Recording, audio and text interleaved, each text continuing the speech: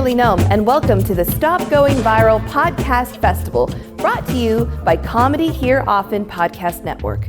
We've brought together over 50 podcasters from across our network, including some of Canada's most talented comics and some special guests. Now, you may be wondering, does every comedian need to have a podcast? The answer is tragically, yes. And they're all here. All of them. But they're here for a good cause. 100% of the proceeds will go to the Pan-American Health Organization in order to help frontline workers across the Americas. That means all of your donations will go directly towards people who really need it, as opposed to those who don't, like your weird uncle, Ted. Also, if you're donating money just because you want to screenshot it and put it into your Instagram story, we don't mind. Go ahead and do that. Just frame yourself in the center of this narrative and convince people that you're a really good person. We'll take your money either way. We need it because the world is a sick piece of shit, so just lather up that ego. No such thing as an altruistic deed. So thank you so much for your generosity or ego stroking. We have a wonderful show for you, including some very special guests like Dan Soder, Matt Selman, and Nikki Glaser. Enjoy the show.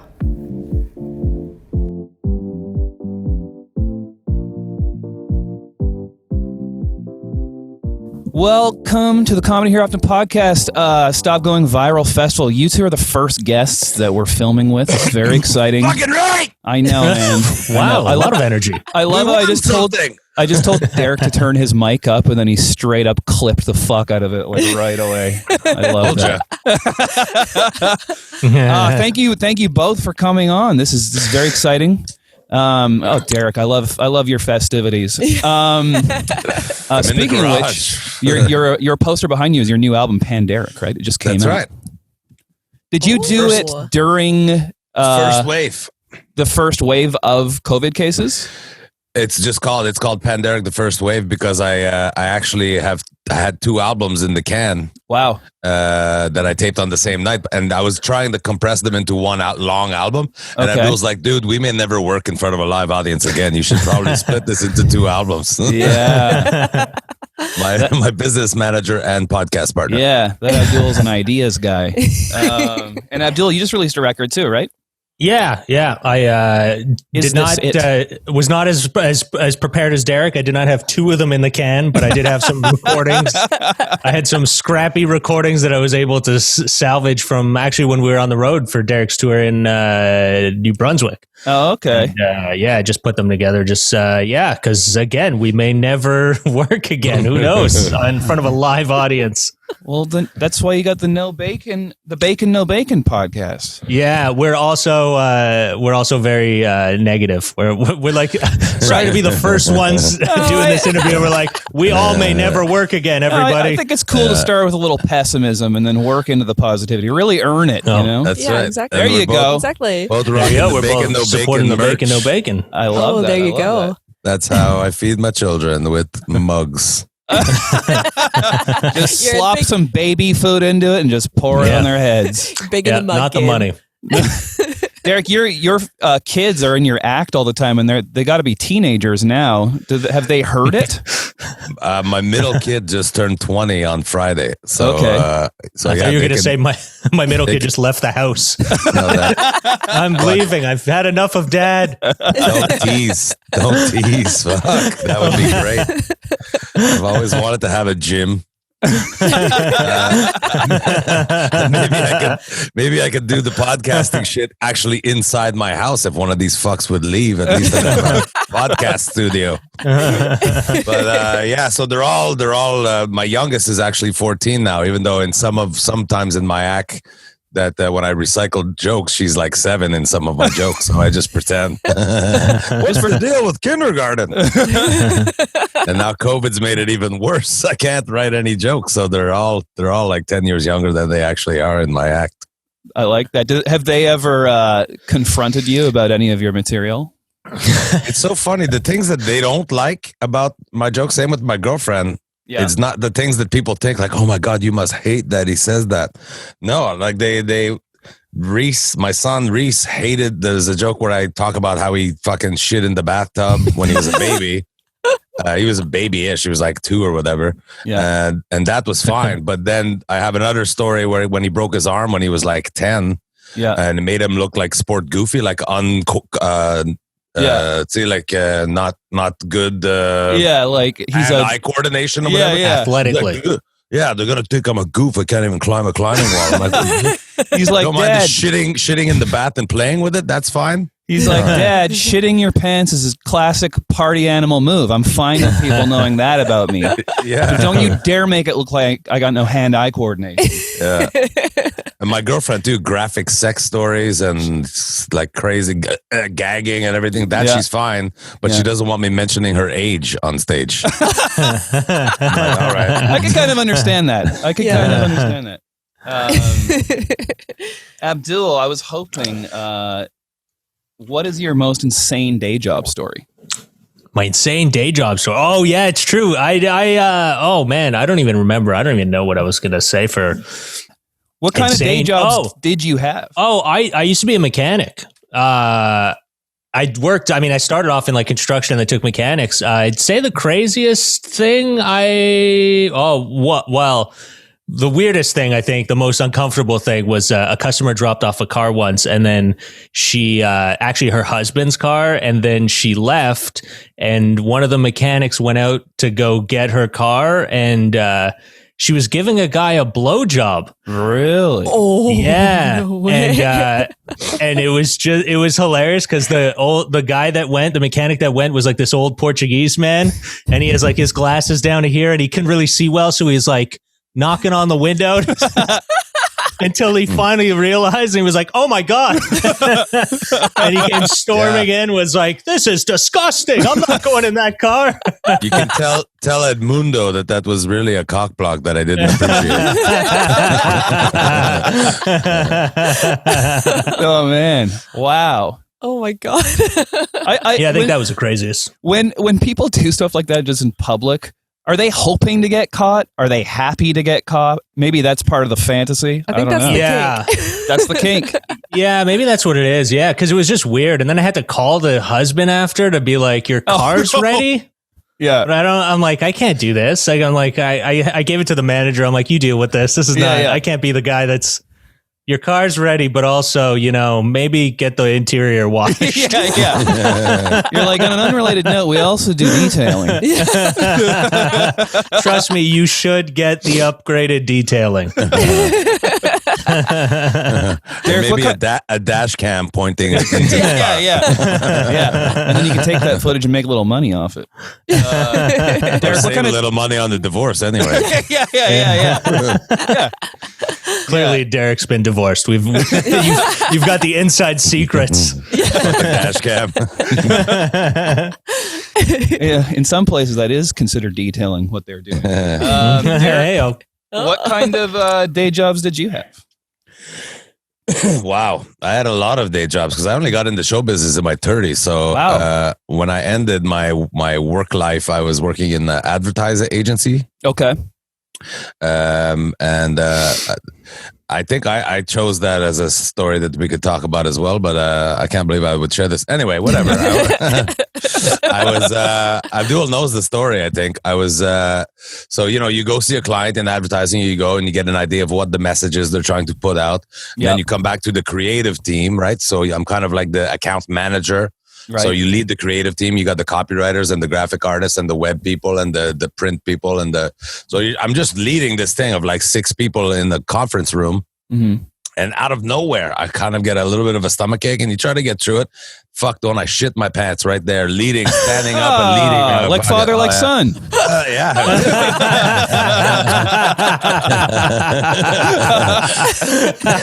Some things are hereditary. Tan suit at the time. Oh my God. So I just ran out, tried to do the best I could to clean up, and went home.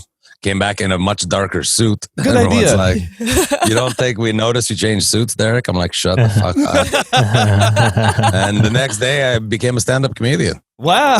Oh my God. I just couldn't face my colleagues anymore. Yeah, well, you're just waiting for a sign. Yeah, not by choice. Yeah.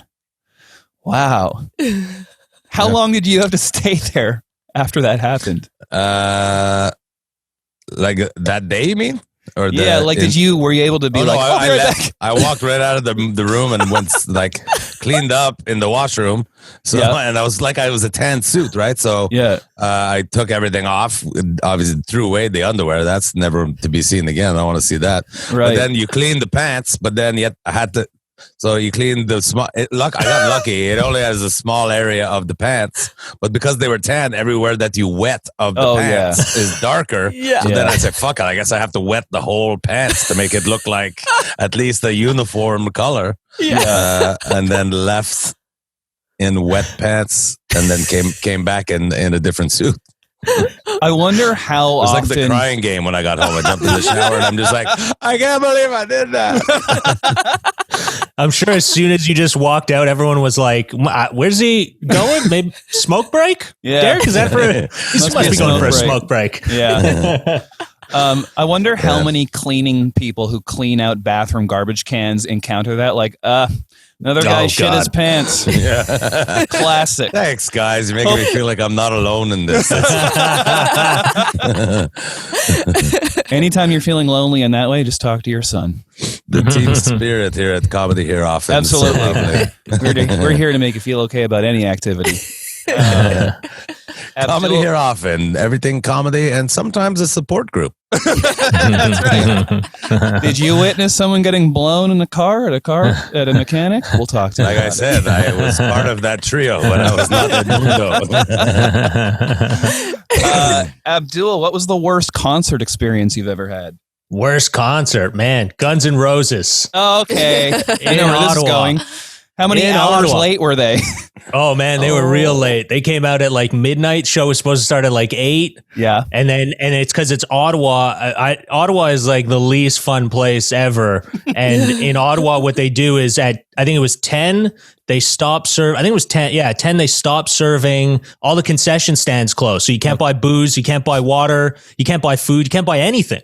Oh so they came out at midnight and it took forever for them to come out. By the time they came out, my wife was exhausted because we were already, we've been drinking and hanging out and smoking all night.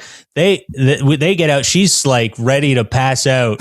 And then all the fucking flames and everything going, we were right on the floor. And she's like, I'm not feeling it. I'm like, are you kidding me? They just came on one song. And then I had to carry her out of there. And as soon as we got to the top of the stairs in the arena, where the Sens centers play, I can't remember the name of the arena.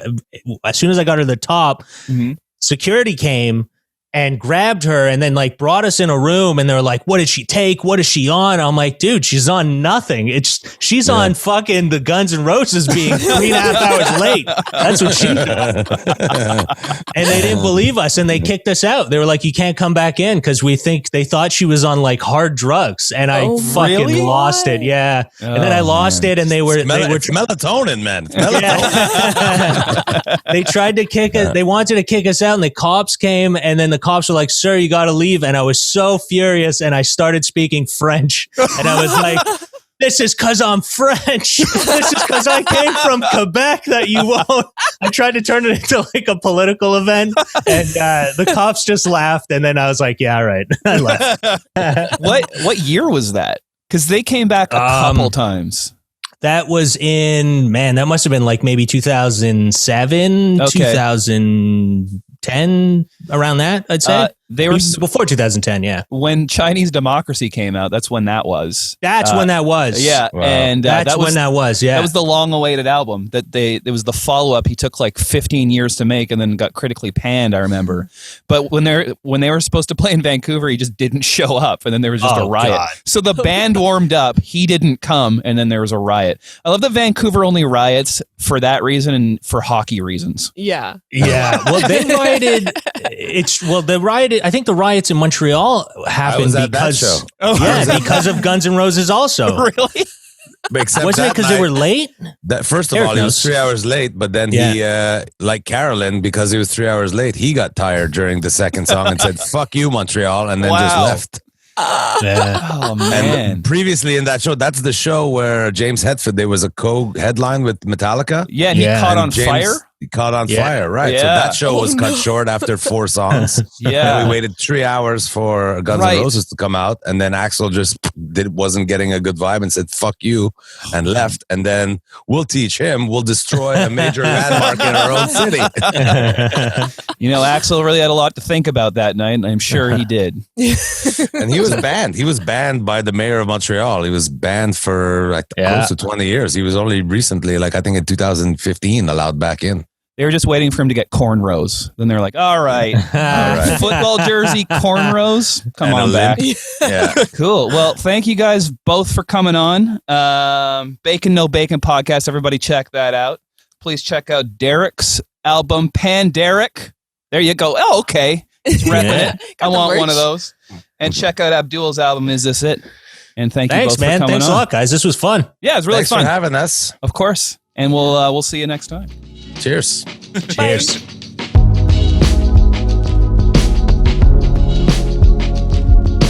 Nice to meet you, man. I love that first of all, the title, Purple Monkey Dishwasher. Excellent title. It's a deep cut Simpsons reference. I'm not even familiar. That's crazy. That's all right. Alexi grew up in a boat. Yeah. How's the podcast been going so far? Really good. It's been fun. I think I've been learning the podcast process and how I want to format the exact, podcast episode to episode. Yeah. But the format right now basically is I bring on a comedian or anyone really right now, a Simpsons super fan. Yep. And then we break down specifically one of their favorite episodes. Yes. So, and then we look into all the different cultural references in there, all the inside jokes, everything you might have missed. Yeah. And then play a little bit of trivia at the end based on the episode. So it's been really fun just to hear everyone's favorite episodes and why they got into The Simpsons. Yeah. And also to be booking all these different episodes and not have a single person pick the same episode is pretty cool. Yeah. Wow. Yeah. Do you have a specific favorite era? I think season 2 to 7 is unbeatable.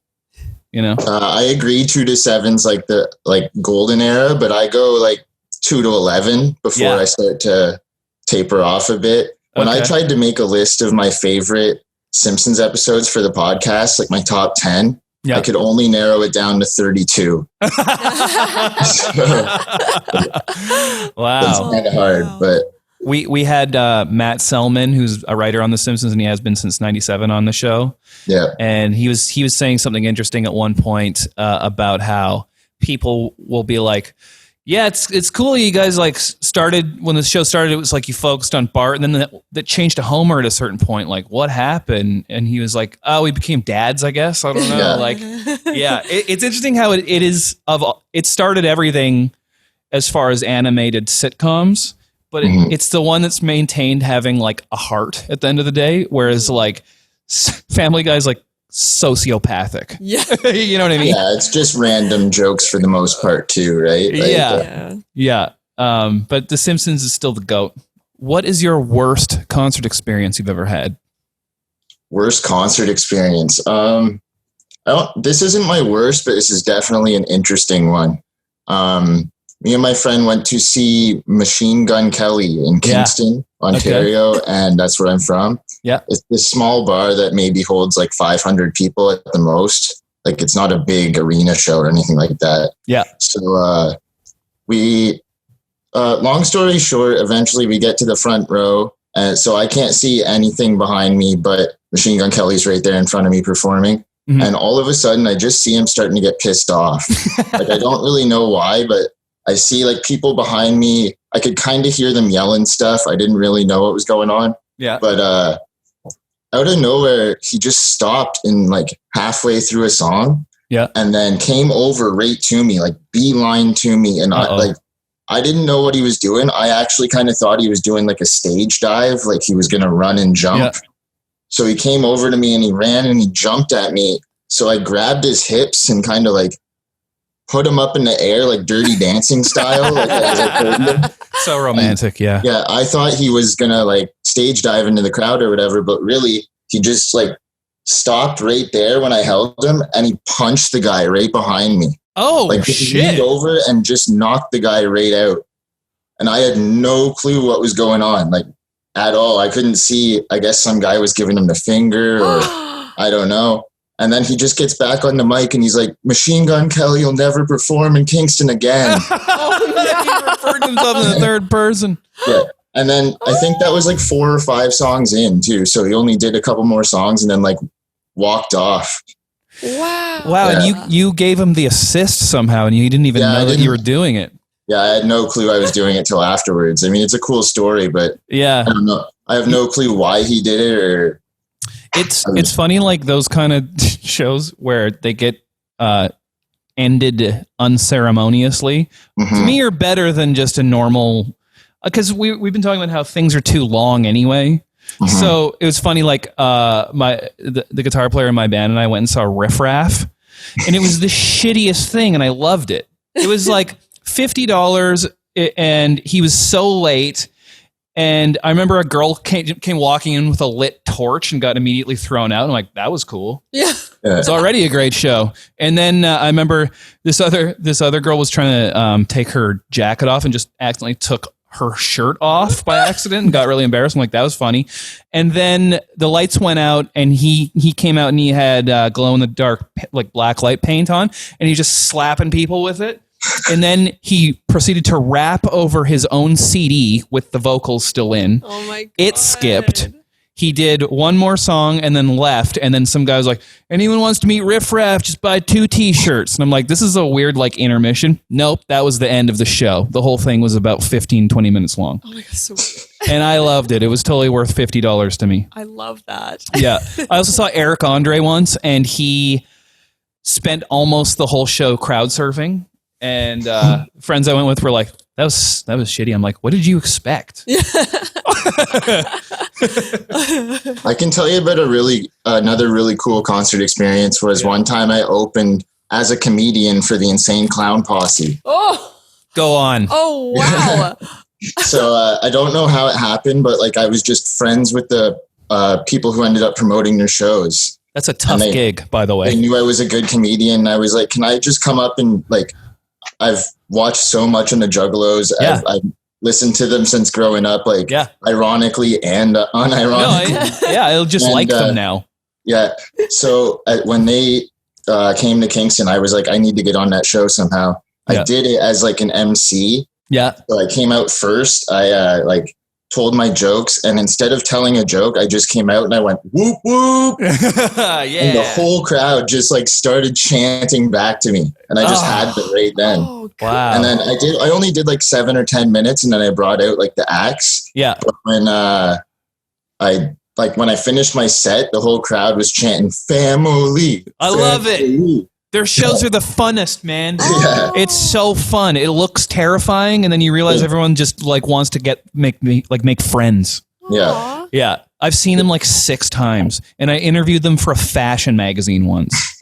Yeah. And then their publicist is like, hey, they really like that. Do you want to interview Twisted? And I was like, yeah. And then I couldn't like find a place for it. So I just interviewed them like for fun. And ICP have sent me Christmas cards like every year since. They're so sweet. That's awesome. Yeah.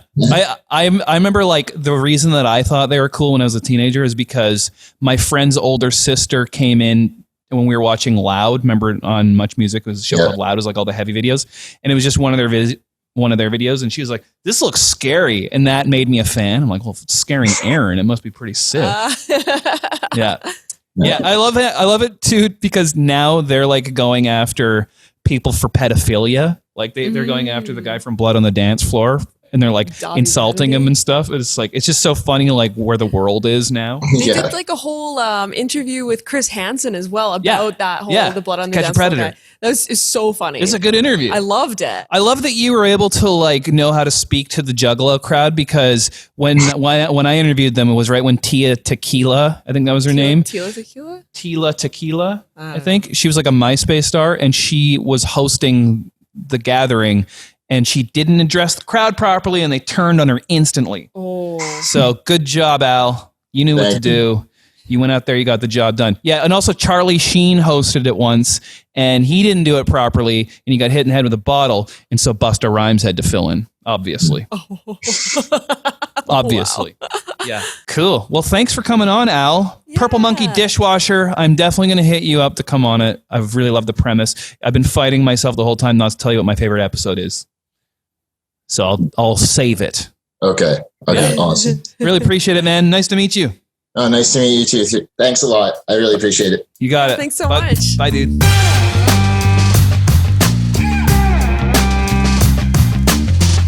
So Dylan, have you ever been in a fight? Yeah, I've been in lots of fights. Really? You look so friendly. I know. It's a bit of a paradox, and I am really friendly. That's actually like my number one thing in life is being nice, like criminally nice all the time. But where niceness ends, ass kicking begins. So, or in this case, me getting my ass kicked begins. Okay. So, it's also a story about and I'll keep it really brief here, but it's a story about the coolest person I've ever met in my life. And his name is Greg Morris. And he when I knew him, he worked at this like club called Touch Lounge. You remember like all the rebels that used to like rebel football players that used to hang out at Paris Street. He was like he was this like big. Like when I knew him, he worked at Touch. He now plays. He plays for the Argonauts now. He's actually like he's a pretty. Oh, wow. He actually, not me. He is the nicest man of all time. Just like he was this giant, jacked, like black dude, and just like salt of the earth, like the coolest, nicest guy, always pumping your tires. Yeah. But he had two like really sort of strange idiosyncrasies about him. The first one is that anywhere he went, at all times, he had like in his coat or just in his hand, just massive sacks of candy, like these big bags. Oh, what kind of candy we talking about? Like 5-cent candies. Oh my god! The red foot. Yeah, all that stuff. Yeah, like the blue fish. Yeah, and and then the second thing is that anytime he would like greet a guy, he would always refer to them as penis. He'd be like, "Yo, what up, penis?" And it was just like so endearing and like so like, and I'd always just be like, "Yeah, like I do have a penis. Thank you, Greg." And thank you for pointing that out. Yeah. And so he worked at this club, right? And every time I'd go into the club, like I'd be like standing in line, he'd be like, "Penis!" Like down the line, and I just feel so cool because he's like the coolest guy, and he's working security at the club, and he's like so excited to see me. And when I go into the club, he'd always like sort of like pump your tires, and he'd just be like, "Yo, penis, they want you in there, they want you," and he'd shake your hand, and like so this one time I went in and I shook his hand, and when I started walking up the steps, I was like 2 Starbursts in my hand. I love this guy. Yeah, I love him so much. What a cool move.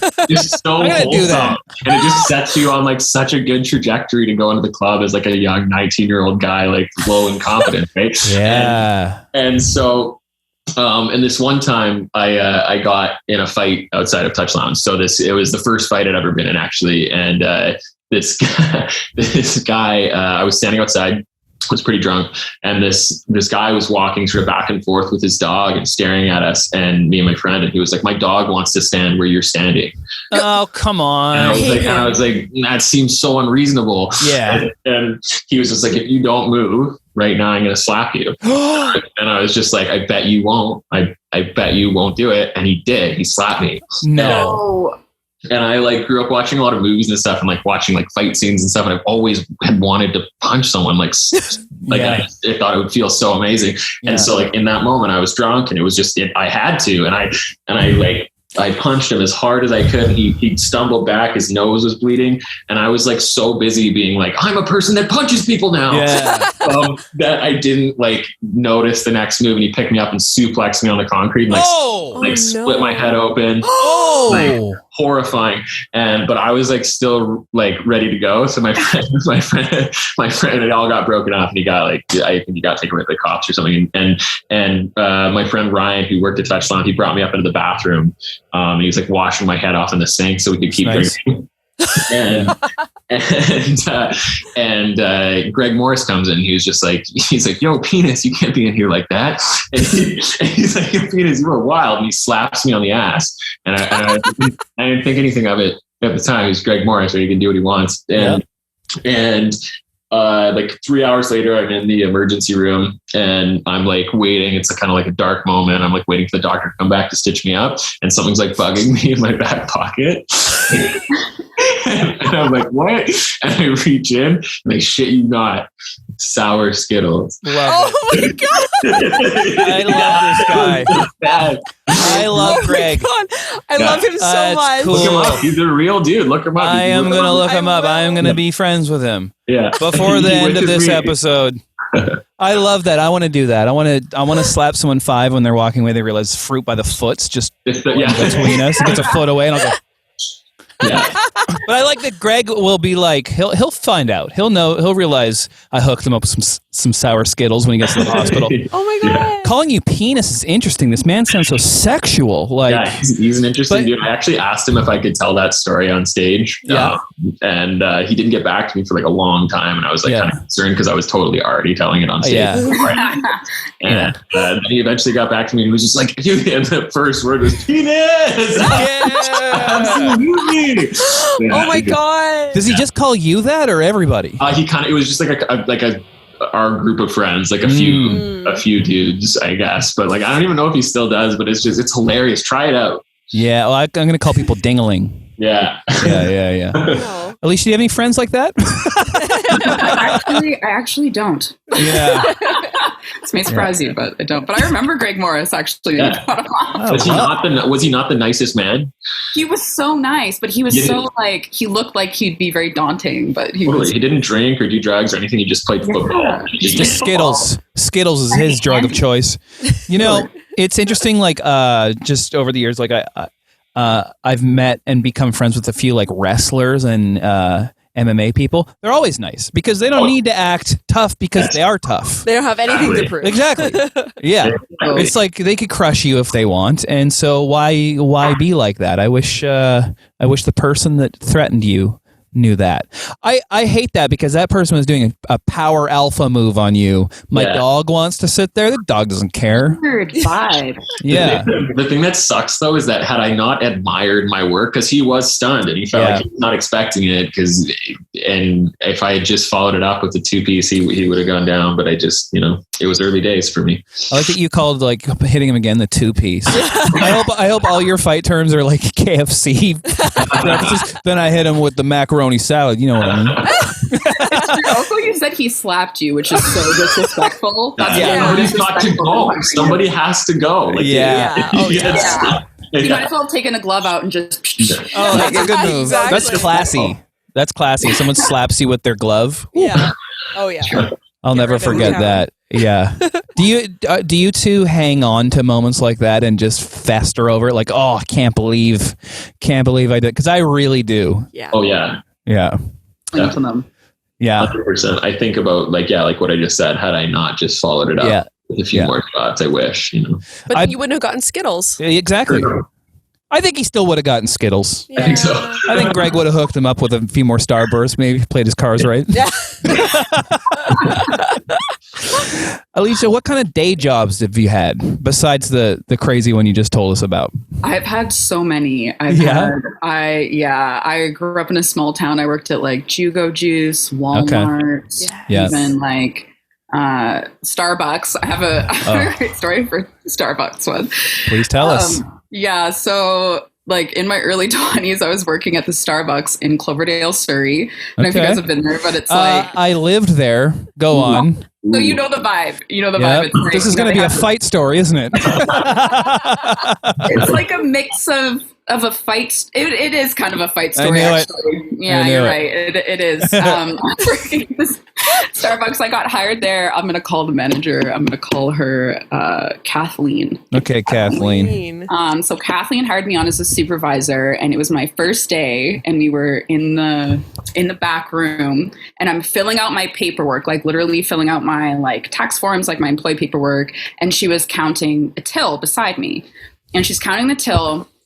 And I'm writing the stuff, and she makes a mistake. And instead of being like, oh, like, shoot or something, she's like, oh, and she drops the N-word with a hard R. What? Yeah. And then, and I was like, there's no way she just said that. So I look at her, and then she goes like this. oh my God, I shouldn't have said that in front of you. In front of you. In front of you. In front of me. In front of me. So I was like, okay. She's not at all. Yeah, I was like, she definitely just said that. And this is my manager. Yeah. Right? Oh my God. So this really set the tone for what that employment would look like for me, because I was like, I can do whatever I want now. What's she gonna do? That's true. Yeah. I was like, what's she gonna do? Like, people would come in and be rude to me. I had this one woman come in with her child, and she was like waiting for 5 minutes for a sandwich. We were so busy, and she just started getting mad at me, and she was like, I've been waiting 5 minutes for this sandwich. She said that.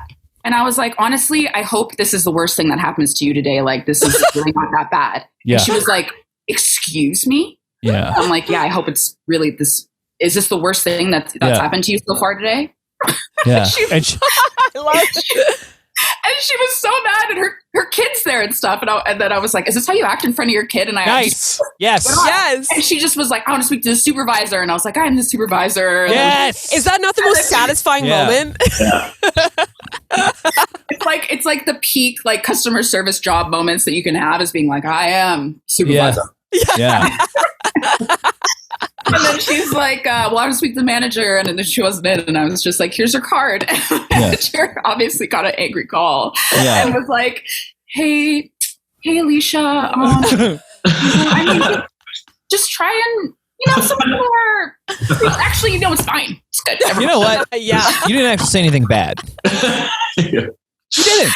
I just knew it was because I was like, you dropped the hard R. Yeah. Right away. Yeah. Wow. That's me.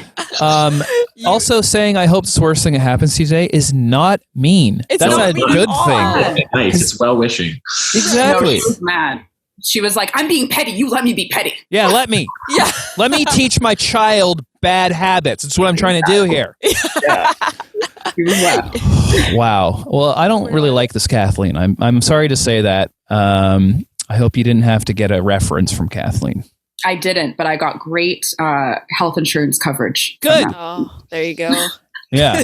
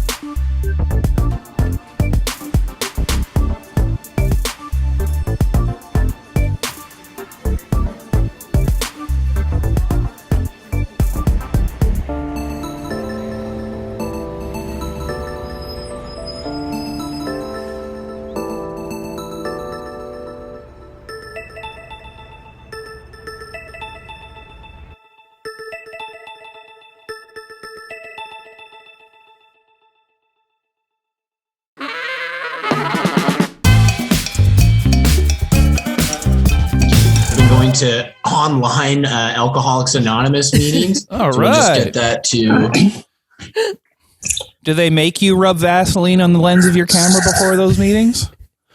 You look very like 1991 daytime television right now. You look like you're co-hosting The View. Yeah, that's true. Are you guys done?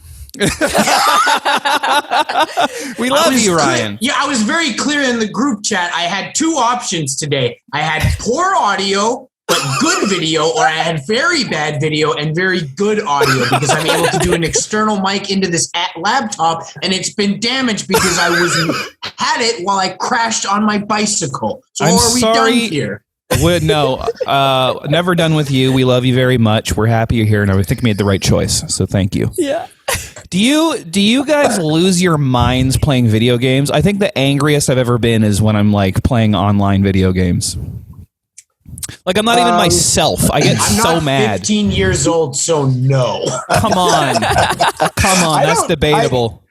I don't really play online video games, so I don't really rage at gaming. But I'm sure in the past I would have, the old Call of Duty days back in like 08. Yeah. I don't play video games. It's one of the few things I've been able to kick in life is not being a gamer. My girlfriend plays Animal Crossing and becomes so irate sometimes over turnip prices, she strikes me. Oh my goodness. Well, you do deserve it. Sounds like you had it coming. Yeah. Do you two convince yourselves you have anything you hear about? Like I'm now like, do I have fucking tonsil stones? I don't even know what they are. Yeah. Yeah. No, that sounds... all the time. It's a problem in my relationship, in my life, visiting the doctor. I'm with I fucked up a 6-figure job convincing myself I had lung cancer. Really? When I was 24. Yeah, it was bad, man. What was the job? Yeah. It was asbestos removal. Ironically. No, but for real, no. I already had a strike against me because fuck. No, I'll just say it. They were like shit. No, everyone was people were leaving piss bottles because it was in the work camp because people were so lazy they didn't want to walk to the bathroom because you're so tired after you work a 14-hour shift. So people were already upset. And then one night, so you had people come in your room.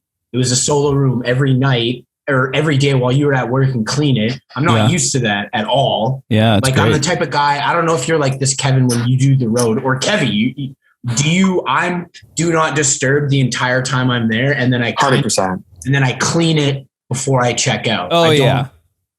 Do not disturb even when I'm not there. So I'm not used to it. Anyways, long story short, tired day. Had a laundry basket, just fire a load of cum into a sock. Nice.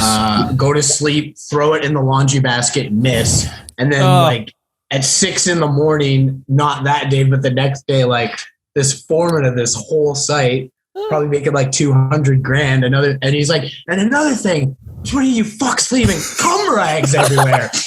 And I just like had this sinking feeling inside myself of like just like replaying the image in my head like ESPN, just like, oh, that didn't go in. I missed the basket on that one. No. Oh. Yeah, you're like Ewing in the 93 finals with 3 seconds to go. Absolutely. It took me 5 seconds. Hey, we're just on the comedy all right.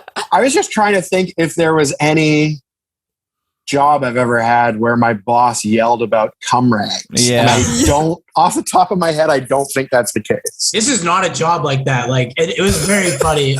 I got to put it in a joke. It was like, God damn it, we're union for Christ's sake. We're better than this. What exactly are the benefits then? Well, I gotta say, I've never understood the coming in socks thing. Like, why socks specifically? I guess because it's easy to wash. Like, I don't know. Because there's an abundance of them. I suppose. But that's kind of the trope. I don't think that's actually why. But yeah, I don't know, because it's something there that you're probably not gonna. You're never in danger of touching your face with it. Well, I know. Thank you. Like I've never rubbed a sock on my face, so I don't know. Right. Here's the reason. Here's the reason. Because when you go to laser bowling for a class field trip at 14 years of age, you're not gonna the black light is not gonna show all the cum on your fucking socks because they're in their shoes. Whereas if you're wearing a Black Label Society t-shirt that is just full of loads that you thought were no longer there,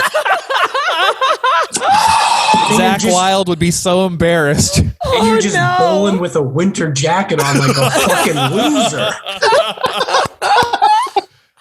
You finished so strong there in every way possible. So, anytime in your life, if you see a man bowling in a jacket, you know it's because his shirt is covered with old cum. All right? Old cum. Oh, man. Good to know. It just makes so much sense to me. I almost don't think we can beat that. No. That's probably a good way to end it. Can you guys, before we do that, or get back to cum talk, can you explain your podcast? Sure, yeah. Thunder Bronco Sports Pod. It's title pending. we went through so many different, looked up so many different options for what we wanted to call it, and everything was taken. Mm-hmm. And I think we even looked up everything was taken, and that was taken. That was taken. Some of the names that we tried, Cool Talk Entertainment, which would have been CTE, which we thought maybe not the nicest. Like that. Sports Dinks with an X, D-I-N-X. Dave Harris already owned that. Sports Words with Rye Guy and the Bandman. We passed on that immediately. Sports Yap. Ryan suggested Ice Road Cuckers. TSM 6. The Mediumist Yard. And the one that we really wish that we could have gone with, and it might still be the subtitle to our podcast, is Dirty for 30. That's great. But basically, it's a sports podcast for people who are bored. We're going to tell every week we'll focus on one sports moment or figure and just do a deep dive into their career and tell some fun stories about them. We're not, it's not journalism at its peak. It's just a couple of comedians trying to help you kill 45 minutes to an hour and a half of your day.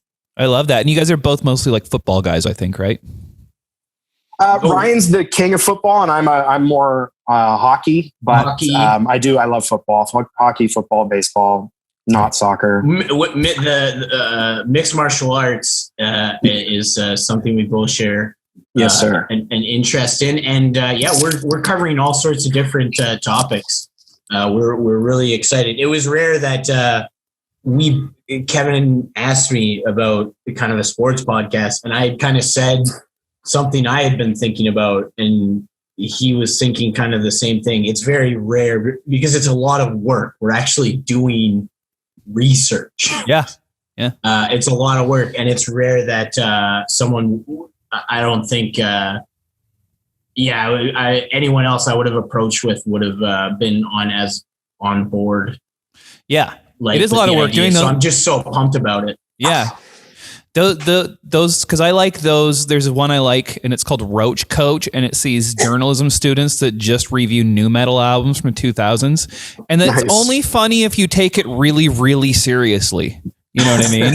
So it's so much work for them, and and there's a following because of that. So that seems like a lot of work, but I'm stoked to hear it. So that's Thunder Bronco is what you ended up calling. Thunder Bronco. So it's a combination of, I played for the Souk Thunderbirds hockey team when I was a kid, and Ryan played for the Kamloops Broncos.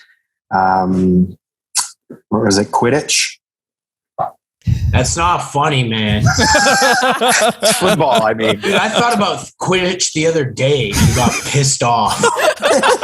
What? So here's the thing, because I had this conversation yesterday with my wife-to-be. I've never seen any of the Lord of the Rings movies or the Harry Potter movies. Same. So what is Quidditch? I don't know. Other than something that, millennials use to make their fathers sick. The best way to explain it, a welfare leeching piece of shit woman with her ugly baby was sitting in some shitty cafe just thinking of ways to bludgeon a person with a hammer, and then she made up an imaginary sport involving broomsticks, and then a bunch of people with low testosterone ride around in a field. I guess it's based off polo. Yeah. That's Quidditch. J.K. Rowling has an ugly kid? That's all I took out of what you just said? That's canon. I'm saying ugly it now. Baby? I assume so. Just a dog-faced child. That's Thunder Bronco on the Comedy Here Often podcast network. You can catch that here. I want to thank you both for coming on. It's very nice to see you both. Yeah, thanks for having us on. Yeah, thank you so much, Kevy. Bye, guys.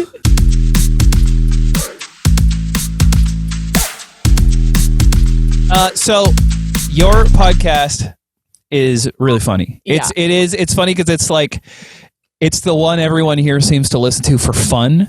Yeah. Oh.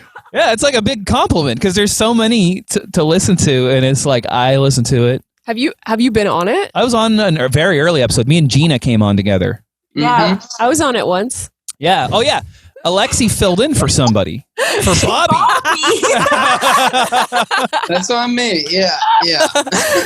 I realized that I had another party story that I forgot to say on there. I'll tell you quickly. My band was in Saskatoon, and this is when we were too broke to like have a hotel or anything. So at our merch booth, we just had a thing that said, "Can we stay with you?" Which ended up in some pretty incredible results over those tours. So these like hippie people were like, "Sure, you can come stay with us, but you got to jam with us." And we were like, "All right." No. So we went there, and we went right into the basement, and they already had a setup of instruments. And I was sitting there, and I'm the singer, so I didn't really want to jam. I was just like watching them do their like Nickelback jams and stuff. Oh. And on the wall was a bunch of different vinyl records, and one of them was for a movie. It's a soundtrack for a movie called Repo Man, and I know that that's a super rare record. So I was like, "Oh my god, you have the Repo Man soundtrack?" And the guy who owned the house was like, "Yeah, you want it? Go get it. It's yours." And I was like, "Really?" And he's like, "I'm like, are you sure?" And he's like, "Well, you want it. Make you happy, want it?" And I was like, "Yeah." He's like, "Go for it." I was like, "Thanks." Stood up, low rise ceiling, knocked myself unconscious. What? Yeah. I was like, I don't know if you've ever done that, but I hit my head and then my legs and body just gave up. And so my consciousness was still there, and I just felt myself fall over a keyboard. And then, I didn't know about the keyboard. I blacked out, and I was like out for like a while. And then that's crazy. And then they were like, "You know what? When that happens, you shouldn't go to sleep because you might not wake up." And so everybody else went to sleep, and I just sat on the couch all night, and they didn't have a TV or anything. And then in the morning, we left, and I forgot the record. No, that's cool. You know what? I've heard you tell this story a few times. Never heard about the keyboard detail. Oh yeah, I fell right over that Korg Triton. That was bad. God damn, dude. And when I hit my head, one of the guys went, "Yeah!" Oh, oh no! Damn it! Yeah, have you two ever knocked yourself out before? Yes, a few times. Really? Yeah. What happened, Bobby? And you know how they say, "Don't go to sleep or you might not wake up." Every time I go to sleep with my fingers crossed. Oh my god! No, but I have knocked myself unconscious a few times. How? I was just like a reckless kid, and I did extreme sports, which is a pastime of the whites. The extreme sports, and I used to do like freestyle skiing. I knocked myself out there. Like, really? Oh my god! Yeah. There's a clips online. I used to like BMX. I knocked myself out doing that. Yeah, I don't know. I think drunk, I knocked myself out a couple times. You know, I've lived a full life that will be cut short because of the Yeah, when you murder your family. Yeah, that whole thing. That's the best case scenario. Right. Well, they do deserve it. They deserve worse. I also like, what's freestyle skiing? Like, isn't it all freestyle? Yeah, I'm picturing like parkour on skis. Yeah, it's like you hit rails and jumps and half. Oh shit! I didn't know that was possible. Oh, crazy! Oh yeah, it's like snowboarding but on skis. Less cool. Wow. Well, I always thought that movie Molly's Game was about you, and now I know it's true. I know. I get that all the time. Haven't seen the movie. Well, you become a poker tycoon, so get ready for that. Yeah, and then Topher Grace ruins your life. True story. Yeah, Topher Grace was like an Topher. Is that his name? Yeah. Grace. Grace. Wasn't he Eric Foreman? Yeah, he was. But Grace seems like a fake last name to me right now. Like I'm fucking it up. That's his name, right? Yeah. Vegetarian restaurant, Tofu Grace. Okay. Okay, that's very good. Okay. Very good. Very good. Grace. Also, he calls himself Topher because his name's Christopher. I don't like that. Ugh. Yeah. I love it. Do you? No, I'm just kidding. I don't have any strong opinions though. Like I used to be so like he's so hot. Really? Oh, same. I like skinny guys. Oh yeah. Oh my Okay. God. Huge crush. Yeah. Really? Yeah. Like when I was younger. Do you two? Are you into Tobey Maguire? No. Ugh, He's the same guy. He's not. No, he's not. He's not. Fuck. There's like Topher Grace has like a quality. Yes. Right? He's got like just something, a je ne sais quoi that like, I don't know. He's not the same guy. On that 70s show when he'd be like making out with his girlfriends on there who looked like a grown women. Donna I was always like a grown this is woman. fucked up, guys. This is Wait, Topher's real name was Topher? yeah. Okay, but Eric and Donna look like Miss Piggy and Kermit. Like, you know? What about Hyde? Oh. Hyde? I don't want to talk about that actor, but I did like Hyde on the show. Oh, I had a big crush on him before I found out all the bad stuff. Woody Allen? Danny Masterton. Woody Allen. Bobby only knows actors from the 60s and 70s. Yeah, it wasn't Woody Allen, right? Please tell me he's never done anything bad. Please. Who was that in Big Bang Theory? Al Pacino?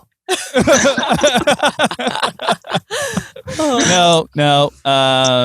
Also, I get Danny Masterton and Ashton Kutcher mixed up all the time, but Ashton Kutcher hasn't been busted for being a piece of shit yet, has he? Isn't he great? I thought he was doing like charity work and like no, he's doing, so are we. Is he not involved in like something to like remove children from like human sex trafficking or something? trafficking? Yeah, He helps. He's against it. He's like he gets laws passed that help stop human trafficking. That'd be funny That's if Gina somehow patched in and just corrected all of us about all the pop culture things we're talking about. You guys don't know anything. Well, I'm imagining like, sorry, you go. I was going to say, when you guys were talking about head injuries, Yeah. like, you know how Gina got like 2 concussions in a year? Well, the first one was because she tripped on the sidewalk and hit her head because she was drunk. Yeah. And I was also drunk. So she was like, do I have a concussion? And I was like, let me Google it. So I Google it. I'm reading out the symptoms. I'm like, do you have this? Do you have this? She's like, no.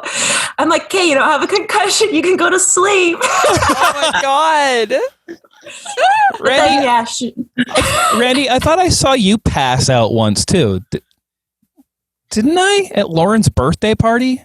Did that happen? Oh, yeah. Oh, did you see that? I think I did. I mean, we were all fucking I left before you did that. I did pass out. I forgot. Wow. That's great. I like how happy you seem to be. I'm one of the guys. You're like, this fucking idiot Gina Harms passed out twice in 1 year. What an idiot. I would never do something like that. Yeah. Bobby, what was your cringiest day job story? Oh, wow. Cringiest day job story? Mm-hmm. Randy, you go first. You go. I was trying to think of mine. I thought we were doing the concert one. Let's do the concert one. Let's do the concert one. Do the concert one. Okay, Yeah. Jesus Christ. No, okay, yeah. The worst concert experience I've had is me and my friend Neil and another friend whose name I won't say because it's an embarrassing story for him. And this girl I was seeing at the time, we all went to this concert. And before the concert, the friend I won't name was ranting to my friend Neil just about like how great of a person he is at like connecting with people and how it's like his special gift and everything. And he was just like going on about it for like 20 minutes. And they were both pretty drunk. And eventually Neil just snapped. He was like, Jesus, you're not like the Dalai Lama. You know, you can talk to people. I get it. And then that set my one friend off, and he got blackout drunk. Oh my and God. proceeded to keep trying to run away from us at the concert. And then one time he got outside and we like found him. He was in like a back alley, just like pacing back and forth with like his fists clenched. Oh no. And we were like, dude, calm down. It's not a big deal. You know, like let's just go watch the concert. He's like, no. And we're like, You sent him over the edge. Yeah. You challenged his humbleness. I know, yeah, apparently. And then he said no. And we said, yeah. And then he said no. And then he like a cartoon, he like bent over at his waist, put his hands by his side, and just ran into a green electrical box. Oh no. And then he blacked out, and he can join our club too. He almost knocked himself out. He didn't knock himself out, but it was really close. Oh my God. How do you survive that one? I knocked my own self out with just like a low hanging part of the roof. This guy did that on purpose. He's got a hard head, I guess. Good for him, man. Good for him. It's pretty crazy. I mean, he should be in therapy, but good for him. He should be, yeah. Yeah. Full of rage. I still don't even see what sent him over the edge, really. It was just he kept talking about how cool and humble he was. And then one person was like, we get it. And he's like, no, I'll be out back. You guys enjoy Lincoln Park. I'll be out back. What about you, Randy? That's pretty much it. I don't go to a lot of concerts because I hate people. Yes. But I went to a Foo Fighters concert. Yeah. And hey, I've seen them 3 times and I don't know why. I'm like, why? Like, I like them. I don't like them that much. But this guy was beside me and he had really long hair. Yeah. And like the entire show, his hair kept getting stuck in my armpit. Oh. I do have a horror story from another concert, but that's just sexual harassment. It's boring. We've all heard about it. Oh, God. This sounds depressing. Yeah. Yeah. My mom likes, like, her favorite band's Aerosmith, and she still likes to go to things like that. And she gets into altercations with people because she doesn't take shit from anybody. Oh my God. So some guy was smoking a joint by her, and she's never done that ever, is what she says. And so she told the police. And the guy was like, I can do what I can do if I want. It's legal now. And they're like, yeah, but you can't do it in here. And then he got into a fist fight with the cops, and then he got thrown out. It's because of my mom. My mom did that. Oh, man. But nobody made him fight a cop. No, that's true. But that was a choice. When he got kicked out, my mom was like, good. Wow. If you like tell on someone for smoking a joint, I can't believe they let you into Aerosmith concerts. That's fucking crazy. I think this is that Paul McCartney, actually, which is even worse. Yeah. But more understandable, I guess. Yeah, I think so. That's so funny. Yeah. Are you two running out of like insane stories to tell on your podcast about parties, or did they just keep happening? Or I guess it's more based on the guest coming on and having a story, huh? Yeah. It's like you have to be reminded, because it's like you have all these stories, but they don't come to you till someone tells one that's like your story, and then you're like, oh yeah, I did do that terrible thing.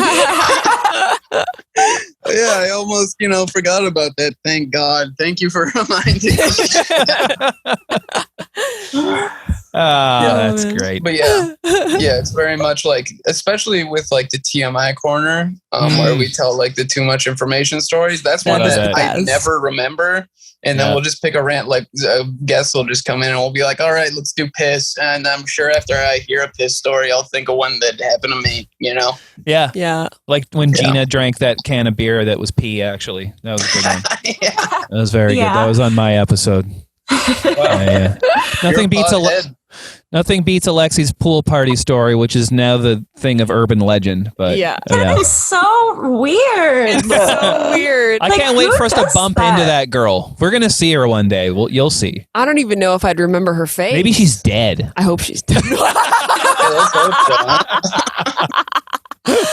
Man, where did that come from? Yeah. You got to go listen to Bobby and Randy's podcast to hear what we're talking about. So go do that. Yeah.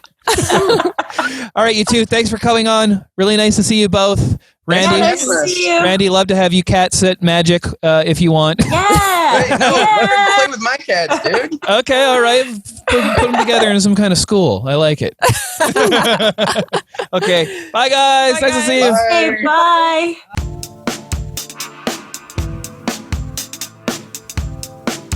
So why don't you take the floor, Sonny? Why don't you tell us what it is? Okay, so the name of the podcast is now to be determined. Okay. It was the best name ever. I'm a stand-up comedian. I make people laugh. Jazz is a really good music producer. So Excellent. He makes songs. So the tracks. And it was called Laugh Track. Love it. Laugh Track podcast. Amazing, right? Yep. Yes. Then this Vancouver comedy pop-up club came out of nowhere with the same name. No. It shall be remain nameless. Right? I won't mention what it is. But anyway, yeah, we interview interesting people that we like. Mm-hmm. And so first, Jazz is correct. He didn't mention it this go around, but when I didn't have internet service, he said it's like a podcast. It's like a Seinfeld of podcast where it's about nothing. It's Jazz and I and the guest. We're talking. And then there's a segment called How You Do That. And we talk all about whoever the guest is and what they do. Okay. Oh, Then cool. at the end of the podcast, there's another segment called You Should See My Feet. Love and that. It's about either what sneakers they are wearing, their favorite sneakers, or just a shoe that has a story. Love it. Or if they're what? Into feet. Into feet, like in a footish kind of footish. I said. I just shortened that. You can use it anytime you want. The amount of life I've wasted saying foot fetish when I could have just said footish. I know, dude. Do you two know anyone with a foot fetish? I don't think I do. Or maybe they just don't admit it. There's people that I know that are on the cusp. Yeah. Right? But I don't know anybody that's full on like, hey, let me, take you out and put your foot on the table so I can see it the whole time I'm eating dinner kind of thing, right? Right. I know a lot of people that go ahead. No, you go. I just know a lot of people that like capitalize on people with foot fetishes and they Really? sell their like pictures of their feet. I know a lot of people that like an OnlyFans, OnlyFoots. Yeah. You know what? I've heard of that as well, where someone was just like, "Hey, I'm doing a I like your shoes or like your socks or whatever. Can I take some pictures?" And unbeknownst to them, they're just like, "Yeah, sure." Like that's weird, but go ahead.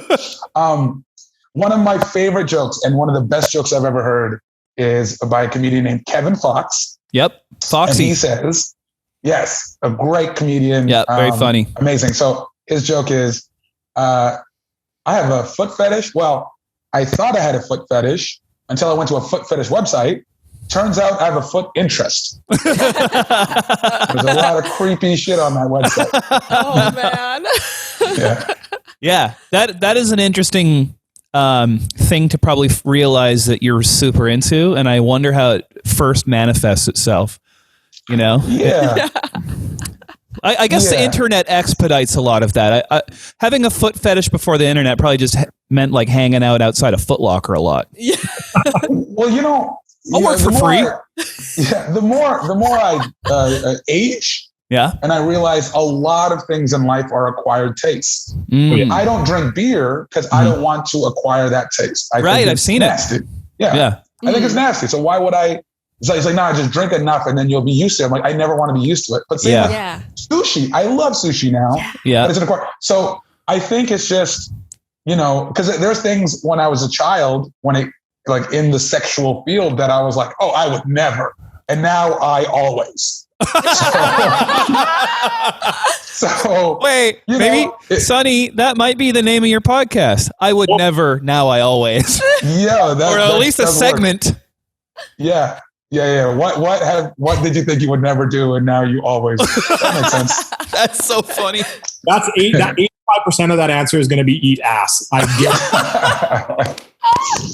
Yeah, especially with the Gen Z. What are we at now? Yeah, definitely.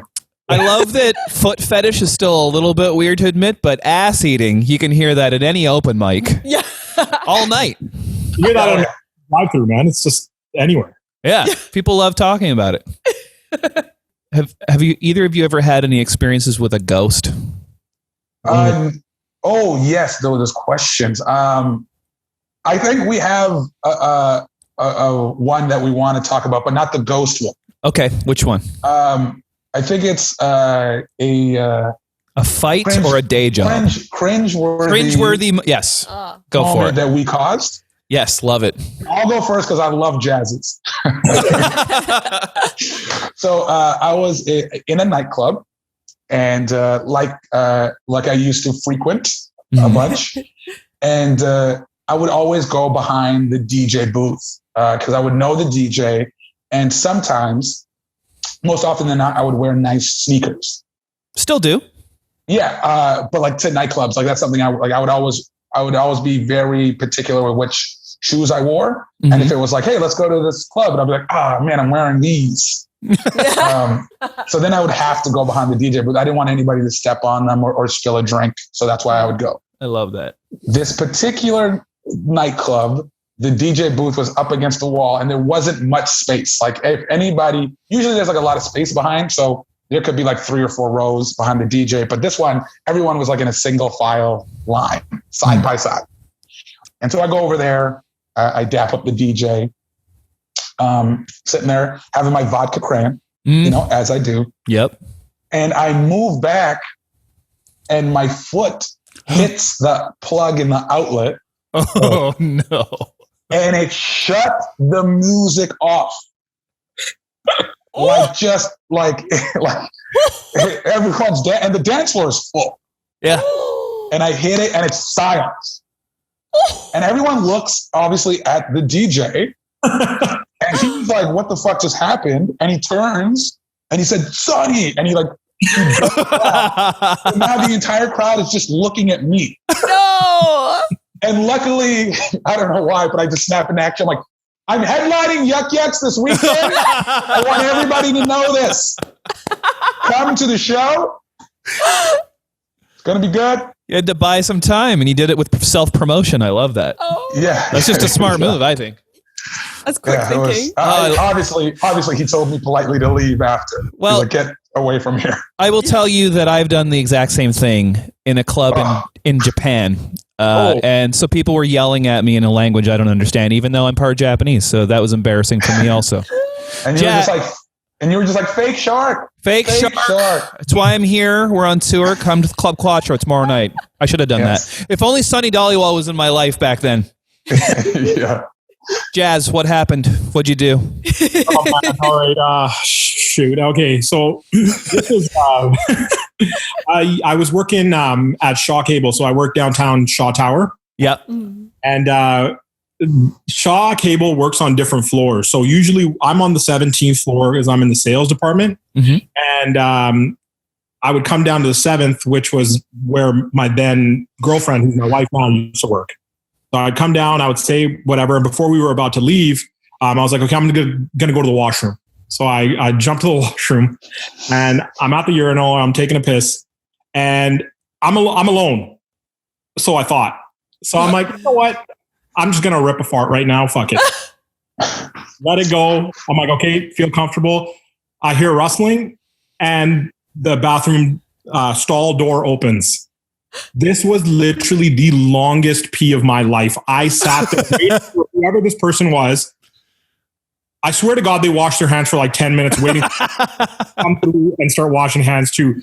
And I waited there. I had already zipped up and I was just standing at the urinal. Yeah. And my eyes are wide open being like, oh my God, what the hell did I do? After they left, I quickly washed my hands. I came out. My wife's out there. She's like, what the hell were you doing? What took you so long? And I had to explain to her what happened. And it was literally the worst. I still think about that. And I'm like, what the hell's wrong with me? Why am I not aware of such things? The guy taking a long time to wash his hands, why didn't he feel awkward enough to quickly wash and get the fuck out of there? Yeah. He knows. Yeah. You know, be considerate. I think he was... Yeah. I think he was just like, I got to see who this is. I got to see this, yeah. Yeah, I want to see this. He was waiting. He wanted to confront you about it. Probably. He's like, have you considered more fiber in your diet?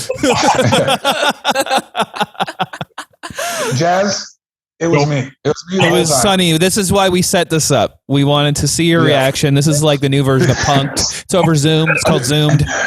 Yeah, it's like the new version of Jerry Springer. Well, here he is. Yeah. And I walk out. And you walk out. One guy. One of the questions was worst concert experience. Yes. I don't have that. Well, I mean, I probably do. My first concert was Godsmack. Wow. Wait a second.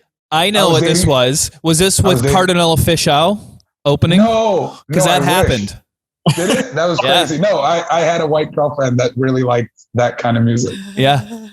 And so just standing there like it's good. It's good. It's not bad. Yeah. But best concert experience, Jazz and I went together for this. Yes. So Jay-Z is performing. Yes. His 444 tour. Excellent. And I think, what was it, like the day of or the day before? What do you mean?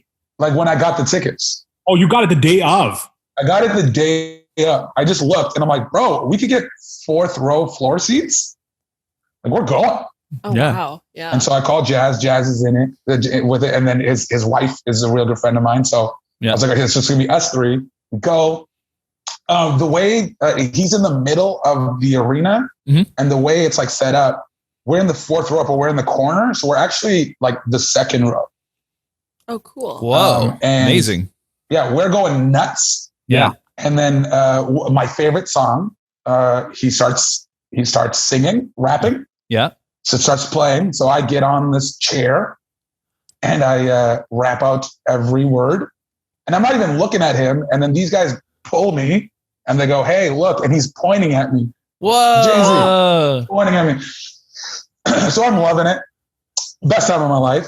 The concert ends and the DJ, Jay-Z's engineer and producer Guru is there. Yeah. And I yell at him. I'm like, hey, Guru, my friend makes beats. Oh, that's a good friend. Oh, and then so we went over there and we got a picture with him. Oh, cool. Cool. Yeah. And then he was DJing at a club, the same club, by the way, that I kicked the Fortune? Kicked the outlet off of. Oh, it was at Fortune. Oh my God. No, it wasn't Fortune. It wasn't Fortune. But anyway, we went there and Jazz gave him an iPod with all his beats on it. Whoa. Not a USB stick, a full-on iPod. I love that. Yeah. That's commitment, Jazz. I respect that. I didn't have anything else. I just want to go back one thing that he said. You know how he started rapping? Sonny was standing on a chair. This dude is already 7'3", standing on that chair. The guy 9 feet tall. So yeah. What is Jay-Z going to look at? He's looking into the crowd and Emeth just standing there, freaking big stage, off the stage. Like, what are you going to look at? Yeah, you know what? In hindsight, he was doing this, pointing, but I think he was like, get down, bro. Yeah. They're trying to see behind you. You're being inconsiderate right now, man. I just realized I have such a good one of these stories, but it goes the other way. Where it was really bad, but not for me, but for the person I was with. So I'm a big Prince fan. He's probably my favorite. He did this thing where he came to Vancouver and he did a big show at Rogers Arena and then a small one for $5. But the deal was, and that was at the Vogue, and the deal was he wasn't going to play any hits and he would play for as long as he wanted. So it's like, of course I'm going to go to that. So went to the $5 show. Me and my friend Danica. She's like middle of the road Prince fan. We're standing up against the stage and he's just playing crazy weird jams and stuff. And it's like 3 hours long. And then she goes, she broke the Cardinal Prince rule. First of all, you never tell Prince what to do. Doesn't like it. Oh no. She goes, play Purple Rain. And just everyone in just a collective like, oh my God, around her, right? Prince never acknowledged us the whole show until then. Walks up, leans over and goes, because of you, I'm not playing an encore. Walks away playing. And she's like, crushed. But I'm like, that's awesome that happened to you. Because he's such a, he does what he wants and he just told you no to your face. I mean, it's kind of harsh, but it's also pretty great. That's so cool. I love it. I love when people are petty. It's my favorite thing. And me too. Prince is so petty. Yeah, I love that. Yeah. Yeah. His whole feud with Michael Jackson, their whole thing. I love it. Yeah, Hilarious. there's a story that I heard that he was like, he's playing, he's playing and he's playing his guitar, and then there's like guitar solo, and Michael Jackson is sitting like off of the stage in this like VIP section, and he goes over and just like starts like pelvic thrusting in his face. Yep. And Michael just turning around like, why is he doing this to me? Oh my God. It's called healthy competition, Michael. Yeah. I'm a Michael Jackson fan. There was always a big feud, and I never listened to Prince. Oh, really? Because I'm so there was a time in high school where I refused to listen to Jay-Z because he was battling with Tupac. Oh, things I thought I would never do. Yeah. I always do now. I did stuff like that too. I felt I couldn't like this style of music because it conflicted with my outfits, which looked this style of music. Yeah. Like how you felt conflicted about loving Godsmack when you went and saw them. I mean, it wasn't the fact that I didn't like them. It was I didn't know them. It's so funny you saw them. I just want to say that's so funny. They're basically the equivalent to like a watered down Alice in Chains, and you went to their concert, and that's really funny. I also went to Motley Crue, and where Alex Cooper opened up for them. Alice Cooper. Okay, sorry. I thought Alex Cooper. Who's the guy from InfoWars? That dude. That dude opened up for them. That's amazing. I love it. Yelling. I would have been if I was at that show. I would have been watching you watch the show. I was in a box. Wow. Yeah, that's the way to do it. Only reason I went, and then I took a picture. I'll send it to you. I took a picture with the shoes I was wearing, and then Alice Cooper is in the background. Oh my God! Look at where I'm at. And then you accidentally kicked the plug out of the wall, and Alice Cooper's set was over. I dropped the shoe and it hit Alice Cooper in the face. All right, you guys, thank you so much for coming on. I can't wait for your show to have a title. It sounds funny. Yes. What was the title that we agreed on? Oh, what was it? It was. I'm glad we recorded this. Yeah. It's something about a foot fetish, I think. No. Yeah, it was something like I thought I'd never do, and now I always do. Now I always. Never thought I would, now I always, or something like that. Yes, yeah, that's it. Something like that. Thanks for having us. Really appreciate you guys. Nice to meet you, Jazz, Sonny. Great to see you.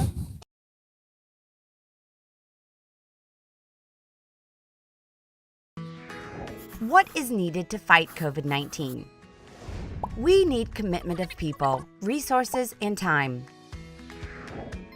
We need people all over the world to investigate, collect, and interpret data, and use the best evidence available to inform COVID-19 prevention, treatment, and public health measures. In addition, we need volunteers to participate in studies, and everyone's cooperation with following public health measures. To make all this possible, we need resources. Money, labs, computers, infrastructure, and also something that cannot be bought, time, to conduct studies and analyze their results. By uniting the commitments of people, resources, and time, we can obtain the best scientific evidence for health treatments.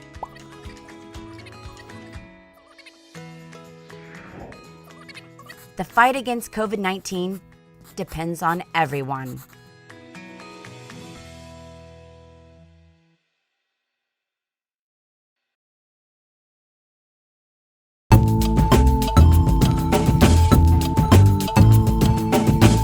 Well, yeah, this is the Corey slander episode. So anything the two of you been wanting to say to him? No, we say it to him already. Okay. Are you all like abusive to each other about your favorite teams? No. I know for Corey and I, so I used to live Corey lives in Dallas, and I used to live in Dallas for a little bit, and we would hang out every now and then and play basketball, and he knew I was a Houston fan, so yeah, there was a little bit of... Because he's a Mavs guy? Yeah, he is Mavs, like, to the bone, yeah. Good time to be a Mavs fan. What the fuck? Right? They're so good now. I hate it. It's like they go from Dirk, like an amazing European man, and then they get Luka, another amazing European man. I don't understand this. I know, and like when Nowitzki was on the team and they won a championship against the stacked Heat team, it was like, what? Yeah. Man, it's kind of sweet to be a Mavs fan. I forgot that they won the title a couple years ago. I think Jason Kidd was there still, like, and he was like 48. What was he even doing? I don't know. I loved Jason Kidd. He was awesome. But like, yeah, it's funny how in the NBA, I don't know if it goes like this in other sports because I only really know NBA, but if you start somewhere, it's cool to bring you back to retire there. Like, it's kind of like cute. 10-day contract. That's what that is. Yeah. I feel like who's had the most 10-day contracts? I feel like Dennis Rodman must be up there. I feel like Tracy McGrady. Okay. Tracy McGrady was at the end there a lot because I remember he was on the Spurs. He was on where did he go else from after he left the Rockets? He kind of jumped. He was on the Magic. Yeah, he was on the Magic. I think it was before Rockets. Okay. Yeah, that was before Rockets. Looking for that ring at the end there. I love when you see like a franchise player just end up in the weirdest places, like Hakeem Olajuwon and the Toronto Raptors. It's like, what? And Muggsy Bogues was there too. That was terrible though. Charles Oakley was there. Yeah, I'm a Raptors fan, so yeah, I grew up like a Knicks fan. Yeah, but when the Raptors came, I just started liking the Raptors, and yeah, we had some bad teams. Everyone like starts off on the Raptors and they leave. Are you in Toronto? No, like I'm in Nova Scotia, so we don't have a team. So geographically, Toronto is the closest team besides like Boston, New York. Well, I was telling Alexi yesterday, it was like, I never get what I want in sports. Like growing up, I was a Charles Barkley fan and it was just like so sad all the time. And then, cause he almost would do it, and he talked so much shit all along the way too. And then lose to Michael Jordan every year. Looking basketball player, I think it was Charles Barkley. He just didn't look like he could do anything, but I know. And then he was like incredibly athletic, but he was like shorter than everyone somehow. I feel like he would have won a title if he had a smaller head. His head wasn't as big. Maybe like not physically. I mean, his head was too round and he just looked. I feel like he would have been better. He could have carried the next step. If he had like a Reggie Miller shaped head, he could have maybe. Well, that's concave. That's different. That's why Reggie was like. Reggie kind of looked like Mr. Potato Head. Yeah, with the really long arms and the big ears. Yeah, he did look like Mr. Potato Head. You're right. He said that about himself, and that's how cool Reggie Miller is. Because he and Spike Lee were jawing, and he's like, "Here, I'll give you some ammunition. I look like Mr. Potato Head." That's just that's a defense mechanism. He was probably like his biggest fear was being called Mr. Potato Head. So he's like, "Oh, so I look like Mr. Potato Head." Yeah, so that no one would like use that. I love that. That's smart. I got to start doing that. That's what I would do if I was an athlete. Like, hey, I know I'm short. Yeah. I'll just own it. I'll just tweet now. Yeah, I realize I look like Pete Davidson. It's fine. I've been getting that for the last 3 weeks, and it's crazy. For the last 3 weeks, everybody has something. And then I was wearing a mask, and then her friend was like, "You kind of sound like Pete Davidson." It's like, Jesus Christ. When that starts happening, you just got to start liking the person that you're being compared to, or else, like when I was a little kid, I had Keanu Reeves' haircut, and so people would say that all the time. And then that was when it was cool to talk about his acting. Keanu Reeves' haircut. What's a Keanu Reeves haircut? It's like in Bill and John Wick. Yeah, no, like Bill and Ted, like parted in the middle. Like John Connor in Terminator 2. Liberties by saying that's a Keanu Reeves haircut. That's a lot of people's haircut. Yeah, well, tell that to my elementary school bullies. This is the Reggie Miller potato head thing all over again. But that's when it was cool to rip on Keanu Reeves' acting, and creative bullies would be like, "You look like Keanu Reeves, you loser. He sucked in Bram Stoker's Dracula." It's like, well, let's not go into that Winona Ryder vehicle. It's not fair. She had that hair too, Winona Ryder. She did. Hey, Kevy, you look like Winona Ryder. Could be worse. Oh, well, it could be much worse. Yeah, she's a hot commodity. Listen, if you're gonna say your haircut looks like somebody, I like it. Go big. That's right. Winona Ryder every time. Did you? I had Dave Grohl growing up, and that's good. Like, nah, why not? Not really. The legend. No. Yeah, a legend for the stuff he did, but not his looks. I think he's a handsome guy, especially in his Nirvana days. Yeah. No, he looked like an awkward turtle in Nirvana days. I think he looks better now. If an awkward turtle was wearing a wig. Well, Dave Grohl had that hair. Yeah. He did. He had a bowl cut, I feel like, at a certain Foo Fighters. Oh, really? I think so. He had some the Monkey different Wrench video. He had short hair. You're right. Yeah. Yeah. EJ, what's your favorite Dave Grohl look? I'm gonna have to go with bowl cut. I'm a big fan of bowl cuts. Bowl cuts are good. Have you ever had a bowl cut? I couldn't grow a bowl cut if I tried. My hair grows like this. Yeah. This. I legit had a bowl cut. Like it was super short in the back, but like kind of like longer in the front, like a mushroom cut. It was terrible. I need a picture of this immediately. Yeah, it's bad. I don't know why I thought it looked good. It was like a little kid haircut. I rocked it in like grade 7. If you're skateboarding, that's fine, I think. Yeah. I wasn't though. That's the thing. I was trying to hoop. I was just walking around with it. I felt like Christian Leitner. It's a stupid haircut because it looks like someone just gave up. Yeah, we're done. We're done here. Man, I can't believe Corey's missing this. What an idiot. I know Corey had a bowl cut. There's no doubt in my mind. He definitely had, I don't even know him, and he definitely had a bowl cut and no skateboard to go along with it. I feel like that we're missing out on that now because we don't have names for haircuts anymore. Yeah. Like I can't walk into a barber and say, give me this and then end up with this. Yeah. But if I want this, give me a bowl cut, they would like, yeah, no problem. You get a fade. Dude. I can't, I don't know if I can do the fade now, EJ. I will pay for you to get a fade, Brett. I got so much gray now, it's taken over the black. And what are they going to fade it into? Like, that's my fear. It's going to fade out all the black and it's going to be all gray. Please, I will pay for a fade, a straight edge up all the way around. That would look cool. Like the Drake thing? Like it all yeah. My hair goes back too far to do that. Brent, get the line up front Sean Kemp had for some reason. The little curl, yeah. Brent, that'd be funny if you went into a barber with your hair at this length and went, give me a bowl cut. They just look at their scissors and their comb like, And like he was, like the guy, he would be super. And like I never went to a barber, but I made a conscious decision. I'm going to start going to a barber. Mm-hmm. And I took my son there like 2 weeks ago and I'm like, okay, I'm going to switch because I was always going to like a salon. Yeah. But I would be there for like almost an hour. I'm like, it takes 10 minutes to cut it. Why am I here an hour? Like they're rubbing your head. They're like, I just washed my hair. Why are you washing it again? Yeah. Pay for the experience. Right? Yeah. It's not good though, because it's forced conversation with, I'm the only guy there. Yeah. That is tough. Like they probably don't even know who Muggsy Bogues is. Then what I like about some barbers that I've been to is you can have a beer while they cut your hair, and that rules. Yeah, although but would the hair get in the beer? Yeah, that makes not if you have a long straw. What were you gonna say, Alexi? My salon, they give me wine. Really? Yeah. That's classy. That's too classy for me. I want wine. Yeah, I want wine when I get my haircut.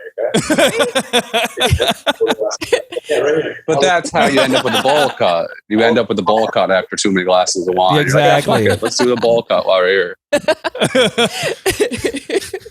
Let's see what we can do. I've always wanted a bowl cut. I would be holding the drink out like this because I wouldn't want the hair in it, and I don't think that I'd be too stressed. Okay, that's fair. I definitely had a view while getting my haircut. Yeah, kind of put it off to the side. Yeah, I'm trying to picture it. Yeah, I don't think I can do it. He's like shaving. You're like, yeah, hold on, let me get this right here. Yeah, I'd be like this the whole time. Oh, miss some. Yeah. Shaving you, you're trying to drink while you and then you're like your hands underneath the cape and then you gotta take the beer out from the cape like you're doing something wrong. No. Yeah. You gotta hold the beer but from under the cape. That's the best thing. Yeah. Oh yeah. And then like slide it up like this underneath. No. You have to be on the outside and your hand is under the cape and you're just holding the beer like that. Oh yeah. Like that? No. Efficiency. Yeah, and it's not like you can wear a beer helmet because they have to get under to give you a bowl cut. Wait, we need to fashion a bowl cut cutting with beard, helmets, attached. We'll talk off. Okay. I know a guy. Put the helmet on. I know a guy. Do the cut. Yeah, and then you can suck the straw. That's great. It was right there all along. I can't believe we never thought about it. Afterwards, and the cop's like, "Have you been drinking?" I'm like, "No, I got my haircut." And my haircut, man. All right, good to go. Everyone knows you can't do both at the same time. Yeah. Until they invent you just hold beer. it under the cape like this. And then the cop's like, "Hey, nice bowl cut," and then he drives away. You take off the helmet, and there's like the perfect shape of the helmet. That's what you've ever received. Also, the helmet is perfect for bowl cuts because you put it on, and they just cut around it like an old-fashioned bowl cut. This is brilliant. And the helmet fits every single person, no matter what.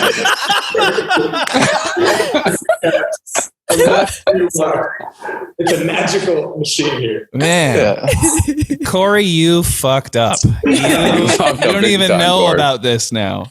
Oh my God. Next Zoom meeting, I'm gonna put the picture of the bowl cut as my background picture. Please do. Yeah. Cool. Well, I didn't get to any of the questions, but that was better, actually, I think. 10-day contract.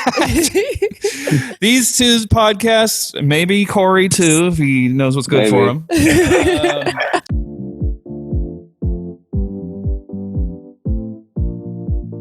I just checked out Freedom Hour and it's so funny. Oh, thank you. You're welcome. Thank you very much. I was listening to the one where you two were talking about basketball, and you're like men's basketball, like in the 90s. Euro step. I don't like that move. Thank you. I'm glad you were into it. That's awesome. Yeah. It's really funny. How did you two conceptualize that podcast? Oh my God, that's a good question. I think first of all, something like we've known each other pretty much since kindergarten. Yeah.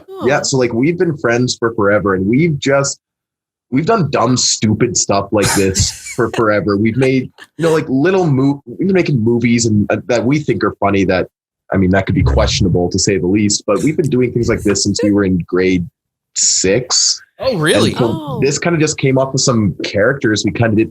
I think it was for college. Was it for college drama presentation? No, we were taking the same philosophy class in college, and we needed to do a video that had nothing to do with American politics, but we just came up with these characters, Liberty Bell and Apollo Justice for, and we just had the American flag sweats, and we were just clearly these con artist guys.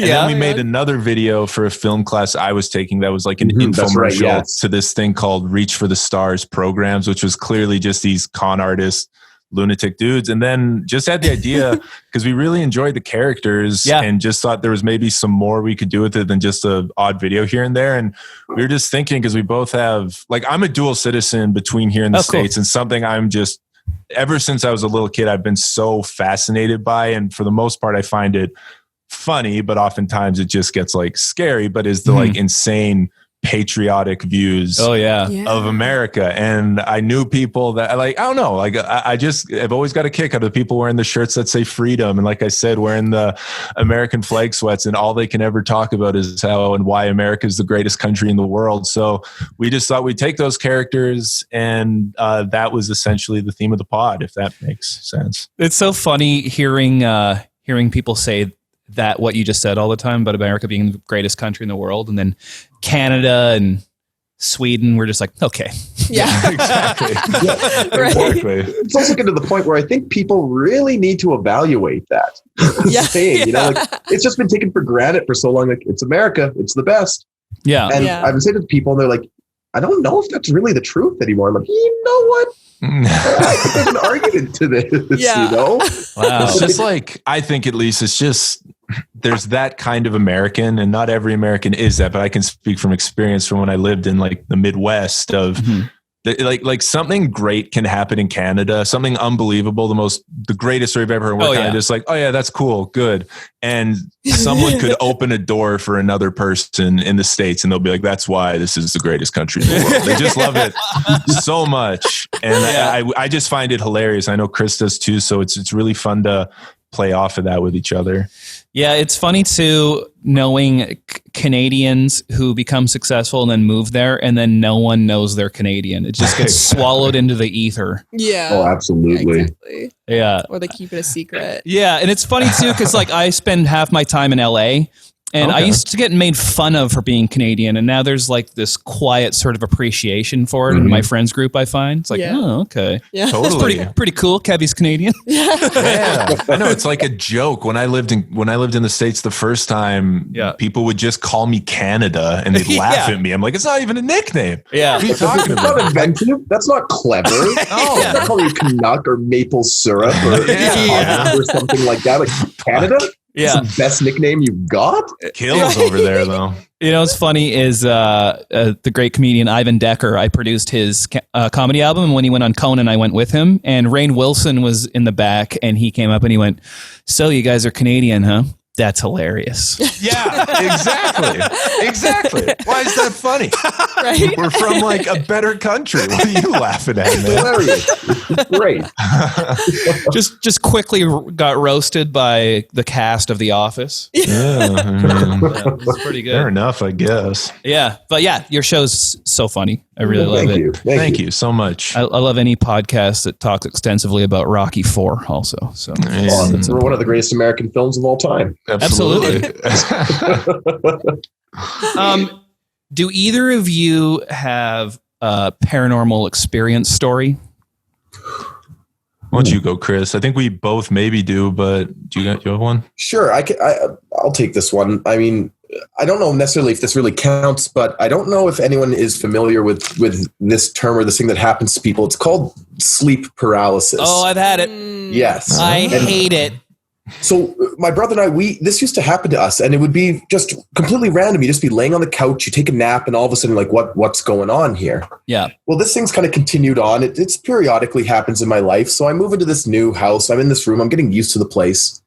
And lo and behold, this is the night that happens. And so normally you're a little bit, you can't move. You try to wiggle the big toe, Kill Bill it, and then eventually, you're up and you're walking around. But what I didn't know that came with part of this is, and I never experienced until this moment, is part of this is there's apparently something that comes along with it. You experience sometimes audio hallucinations, or you can see actual real hallucinations because part of your brain stays. So it's like the waking part of your body is shut down, but the dreaming part is still going. So it's like you're seeing the things you're dreaming about.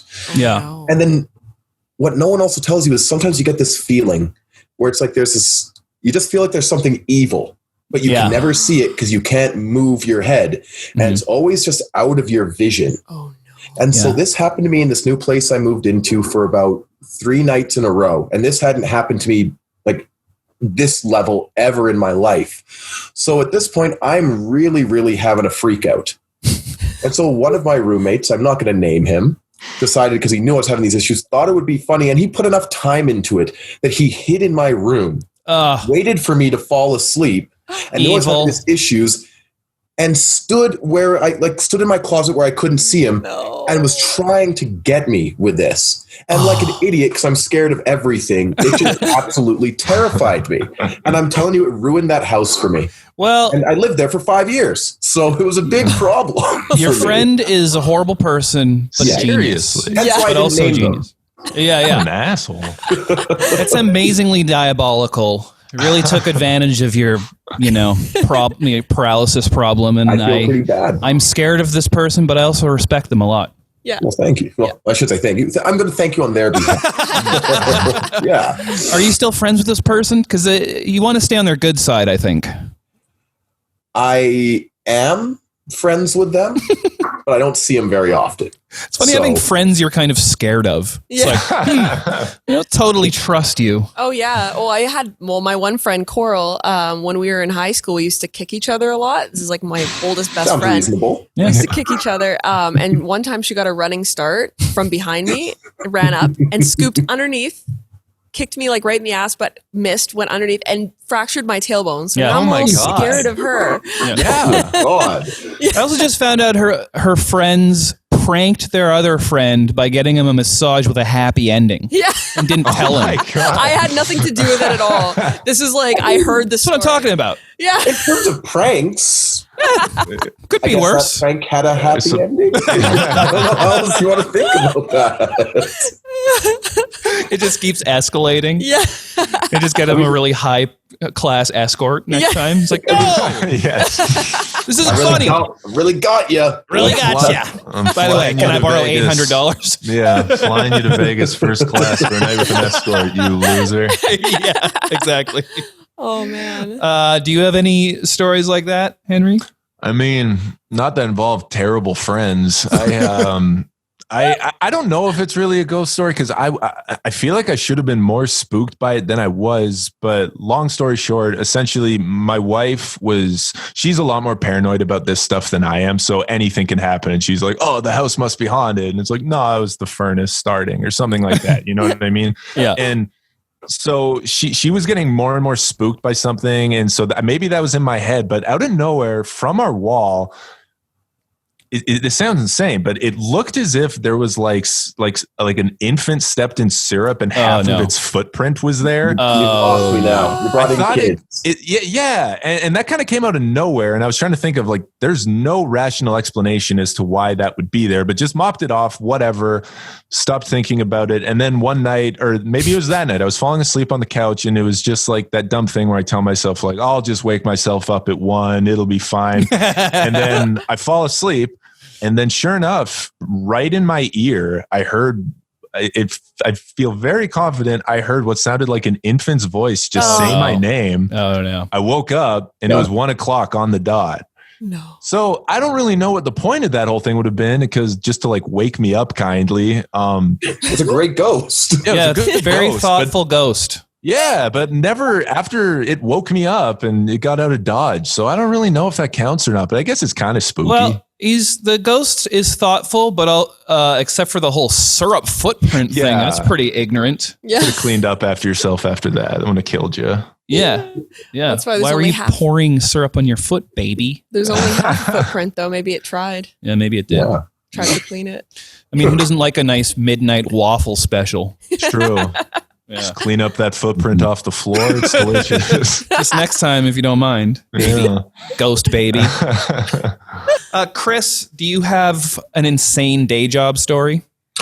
Yeah, the thing, so for my day job, I won't I won't say where or when it happened, but I can let you know that I work as a teacher. So there's a lot of crazy stuff that goes on, but pretty much like my first job teaching, I won't name the school, but I was at a pretty rough inner city school that was designed for kids who were a little bit older to finish school. So up to 20 years old to finish high school. Mm-hmm. So I'm starting there and I'm thinking, all right, this is going to be good. Going to come in here, going to work with these kids, make a difference. It's going to be fine. It's not that scary. Second day, I walk around the corner just to hear this guy scream at this other guy, "You didn't pay for half of this goddamn thing." Turn around and I see a full pizza come flying at from one guy to another guy. And not a slice, but a full pizza. It crushes this guy in the face, to which the guy's girlfriend then runs and attacks the guy who threw the pizza's girlfriend. Oh, the guy who got the pizza in his face has stood up and is now throwing a Slurpee at this guy. Wow. Now everyone's getting involved. And I'm sitting there being like, all right, okay, you got this under control. You're doing great. I hop in there and I'm trying to do my best to sort them out. Mm-hmm. And eventually it all kind of comes down. And these kids are looking at me and they're like, okay. This guy hops in. He's cool with this. And he's like, then they're telling me, this doesn't happen. It won't happen again. You got to sort it out. Thanks for this. We're all good. And I'm like, okay, thanks, guys. So good.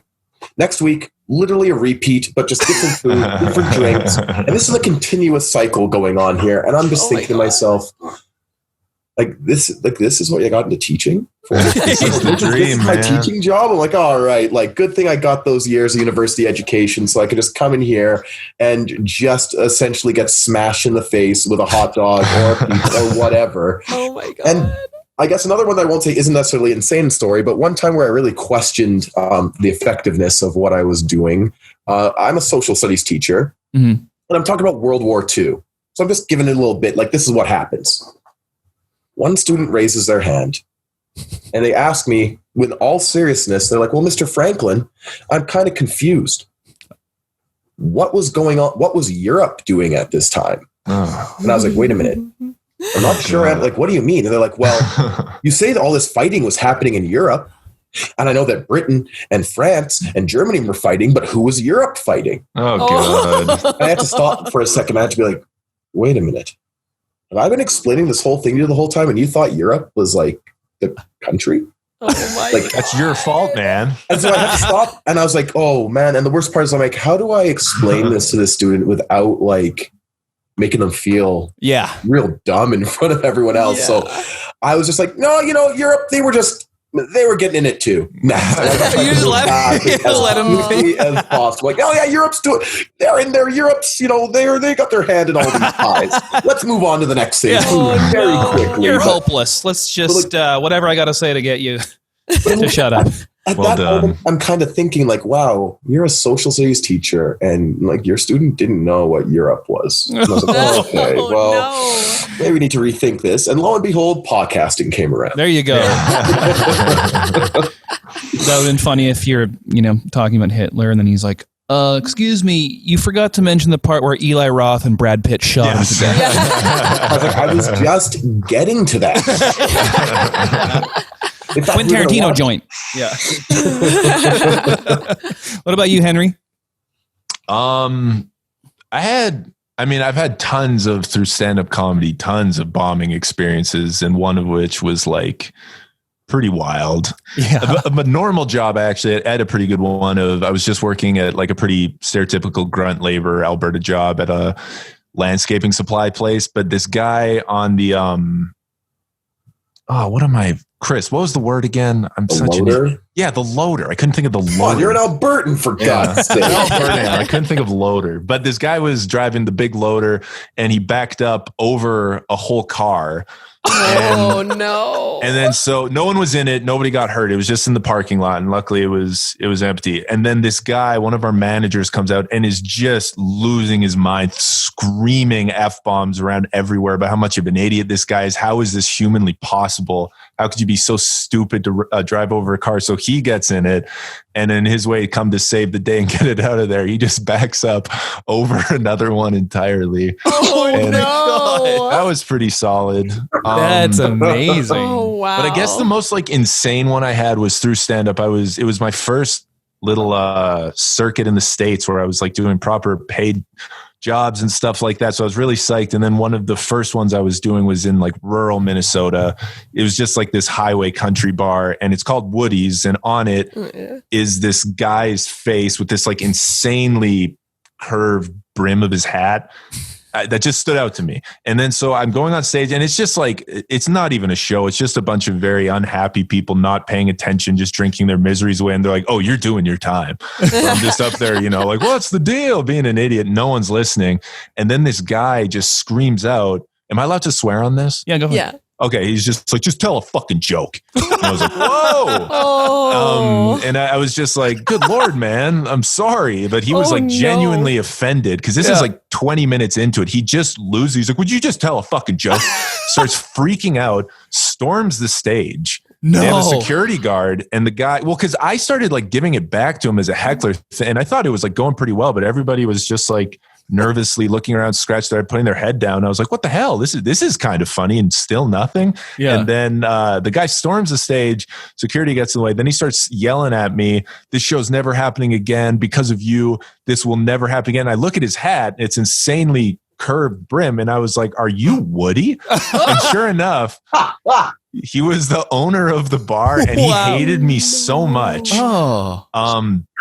And it was to the point where it was like threatening and stuff. So he still somehow got paid and I just like booked it out of there. And then I'm driving off. I see him and like his buddies run out looking for me. Woody. And psycho. Then, yeah, man. Because then like other comics that were there messaged me like, hey man, great job. You handled it well. He does that like every 3 weeks. And it's really? Like, what do you keep coming back for? Yeah. He's running an enterprise. Woody, what's in it for you, man?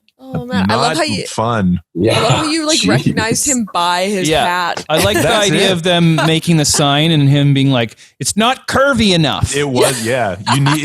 That was Woody's thing, was a curved brim, and he curved the shit out of that bad boy. It was crazy. Oh, I'm scared of this guy. Oh, Yeah, don't go to Coon Rapids, Minnesota. That's I'm not going to Coon Rapids, Minnesota. I can tell you that much right now. You don't think you're going to find me in Coon Rapids, Minnesota. But Oh my god.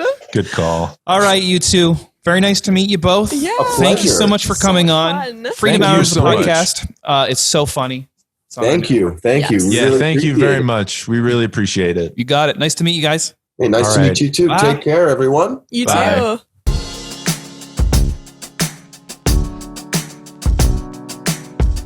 Well, thank you both for coming. Yeah, thank you. And for being part of our podcast network.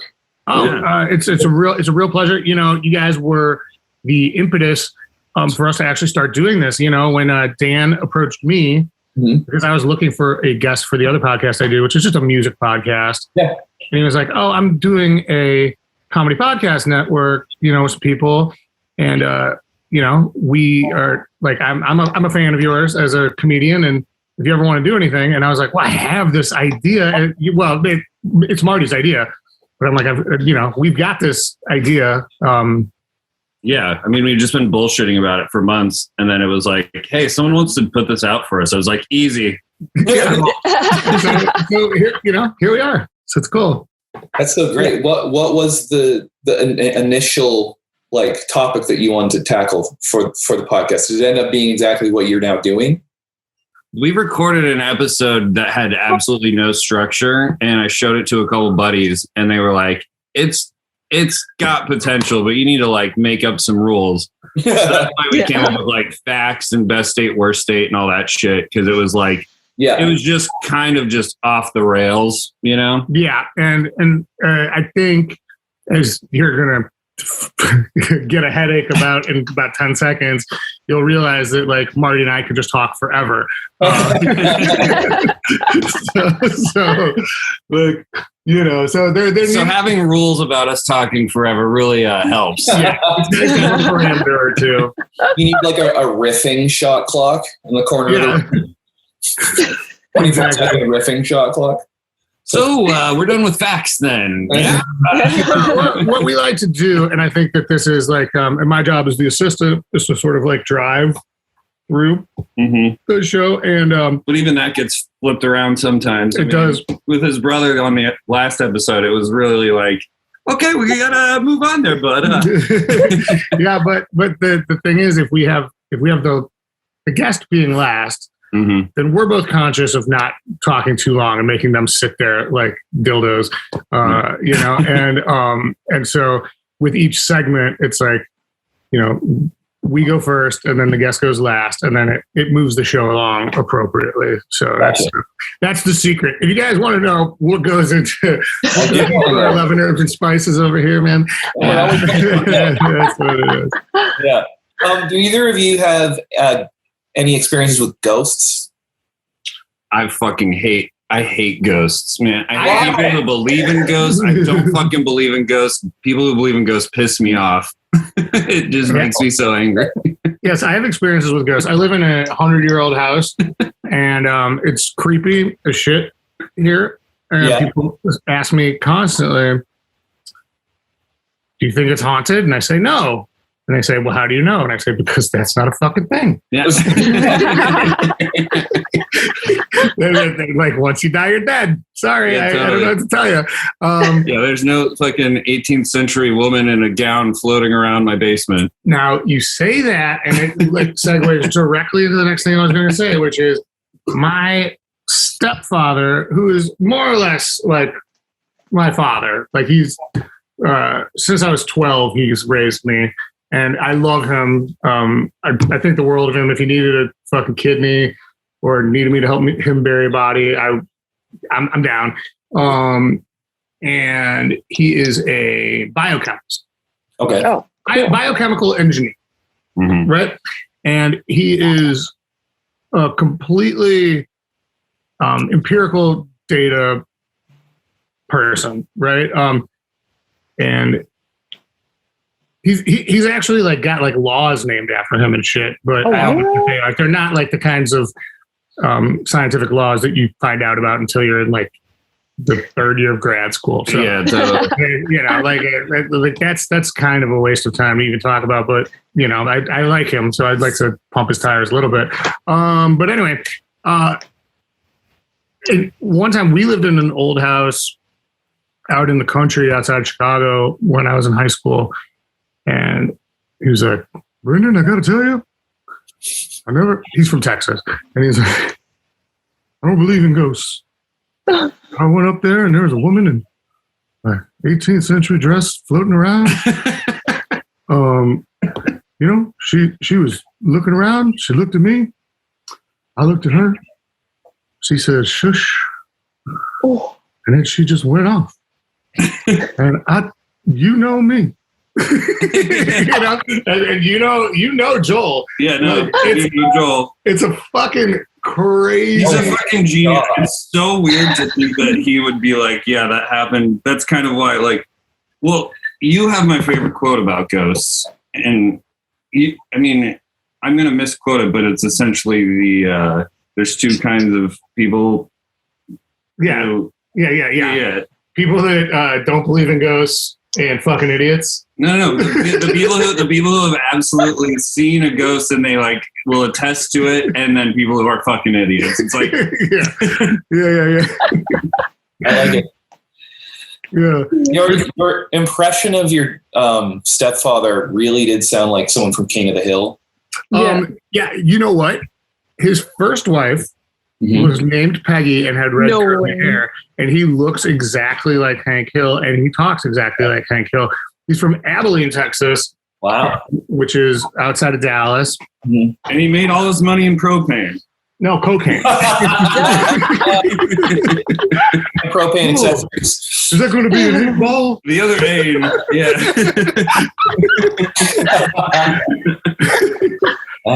Just one 8-ball today, shorty. Oh god, Joel is wild, man. Just fucking. Speak about a guy who will talk forever. That's Joel. Don't get caught at the grill with Joel. I mean, I love the guy, but man, you'll be talking about some shit for. It's like, where did Marty go? It's like talking to Joel. It's like, see you tomorrow. Yeah, he does like to keep it going. He's 84 though, you know. Yeah, no, I mean, he's great. And here's a funny story, which I think is probably what we're trying to get at here. His parents were like 101 and 110 living in the house that he grew up in, and attached to the general store that his papa owned and that he worked at when he was a kid, and like where they would, whenever the labels would fall off the cans, that's what they'd have for dinner because they couldn't sell them without the labels on them. And he would say like, you know, I mean, this is a long fucking time. Like, you know, and he's like, and the worst days were hominy. I mean, when they opened that can and it would be hominy. Oh my God. You know, and so anyway, this is like, this was not that long ago. I mean, in my own personal slavery is like in the range of what we're talking about. Oh yeah, yes, slavery, with the hominy, but with his parents being 101 and 110 and watching TV in their little house that they've lived in for, you know, I don't know, since fucking the times of Nosferatu or whatever. A car like drove through the house, like just they were like at the end of one street, and it just like in like a movie. You know, like the two old people watching TV, and the car comes through in the living room, destroys the TV. Linda, what happened to the program? Oh, all right, well, call the insurance. Are you all right, lad? Yeah, that is a real thing that happened to them. Fucking crazy. It's like those people tried to Batman punch me. I mean, the cars back then are definitely capable of just plowing through houses, probably like with minor dents. Oh no! This was not as long ago as you're thinking. This was like, I was 25. Oh my God. I mean, it was still a long time ago, but yeah, more like the 90s, not like the 60s. Yeah. Got it. Yes.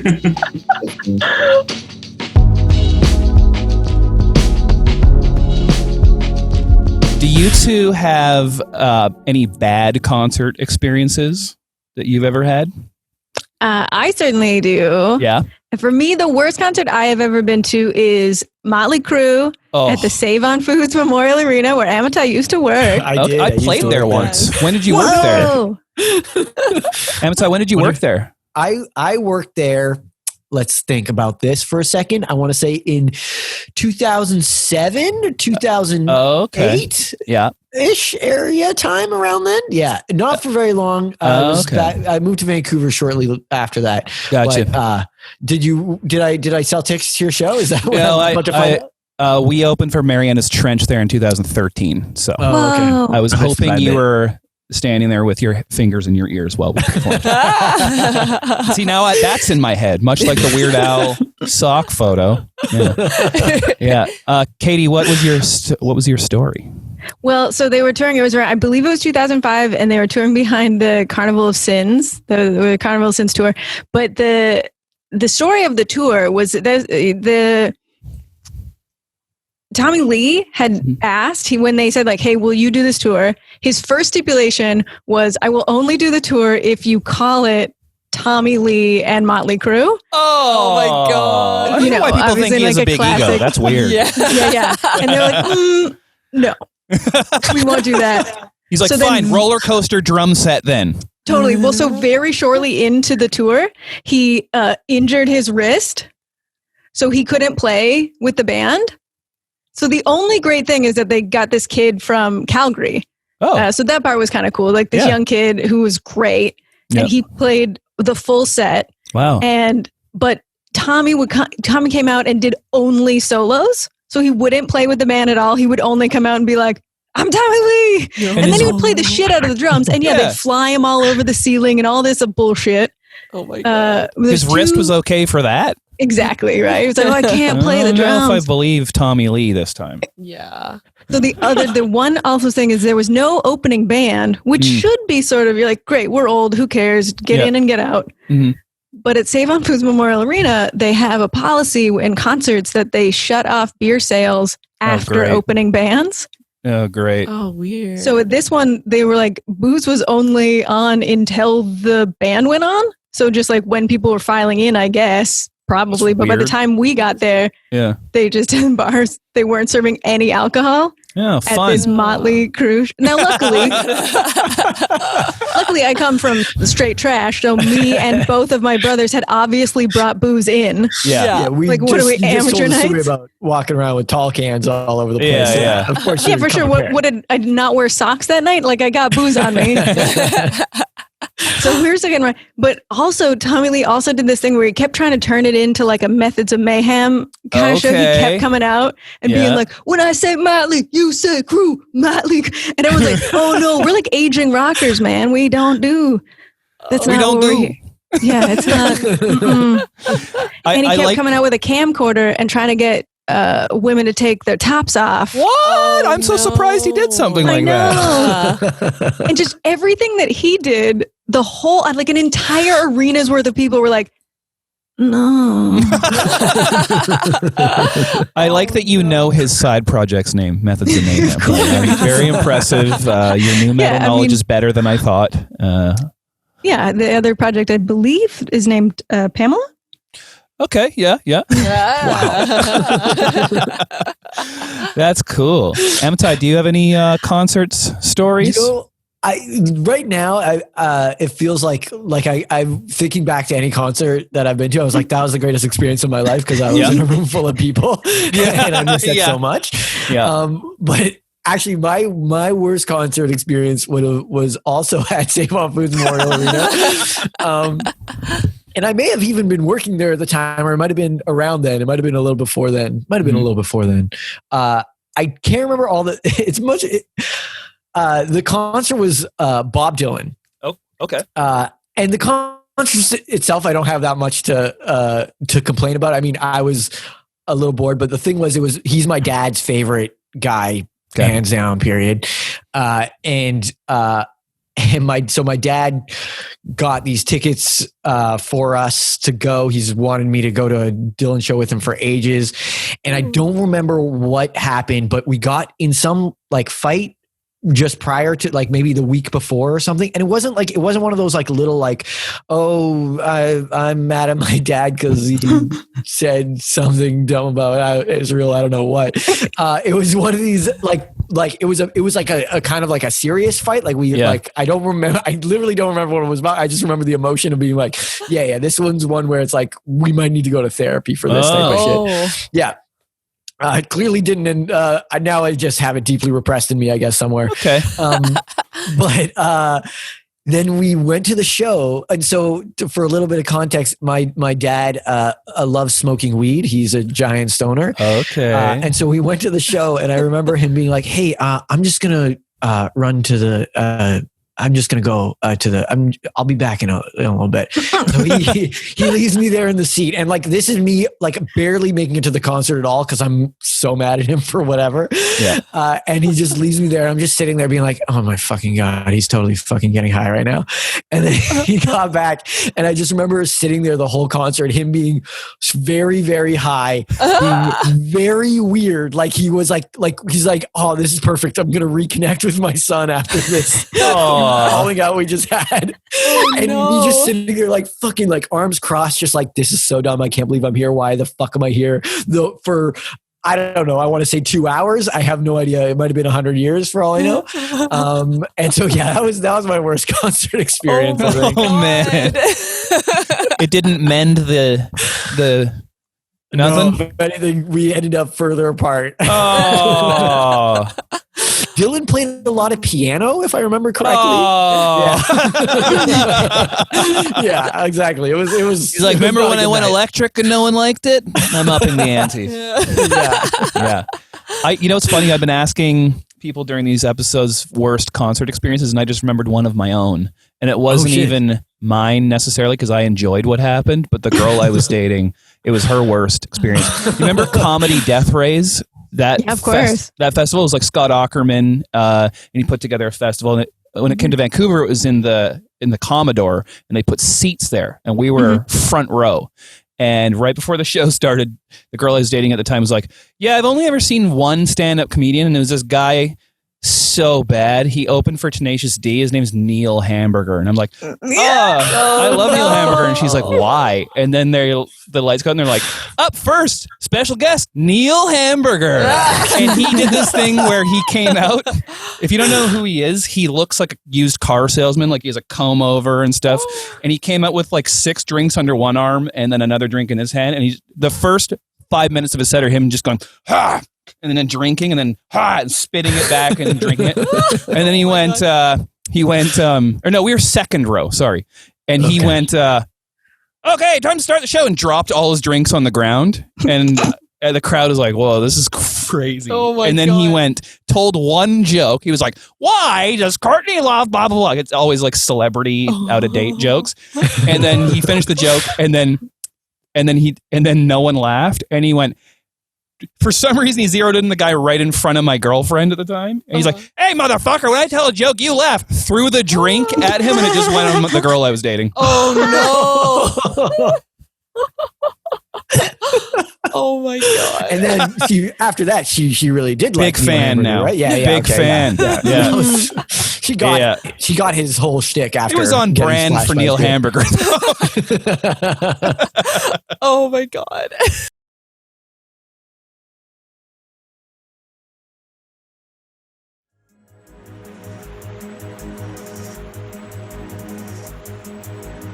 I am. We are. All of us. Together. This is who we are. Our humanity. The hopes we share. The struggles we face. The stories that define us. Individually, collectively, universally.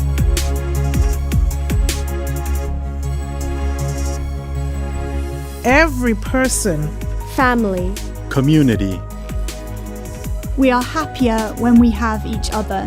Healthier when we stand together. Every one of us matters. No one should be left behind. We all have the same fundamental right to health and happiness. To the care we need. Wherever we live. Whatever we have or do not have. Regardless of age, race, language, culture, or circumstance.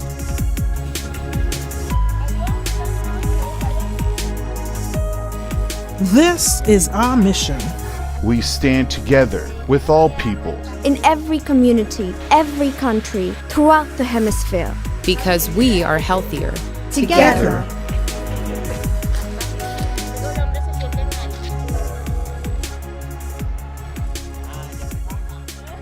We are the Pan-American Health Organization, working for health for everyone, everywhere.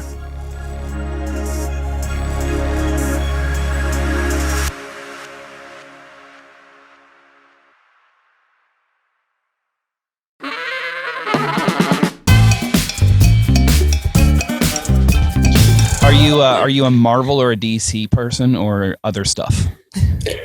I don't know. I think I read a lot of it all growing up, and now I have a reminder of like it's all. I should get rid of it, really.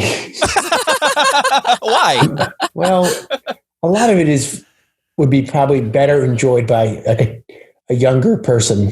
You think so? Just rereading the sort of tights and muscles. Right. Stuff. He's a little. I should just like hone to a whatever. You know how it is. Like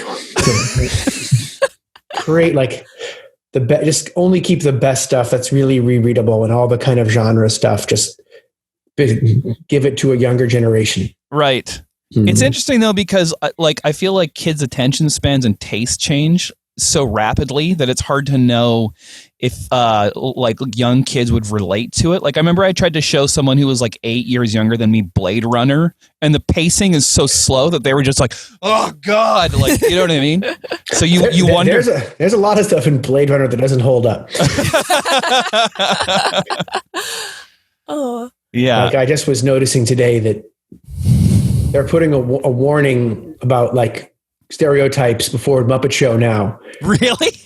Well, I mean, when was the last time you watched the Muppet Show? Yeah, you're probably right. There's like probably some racial epithets in things. Well, yeah, there's a lot of the language in the early Muppet Show is really rough.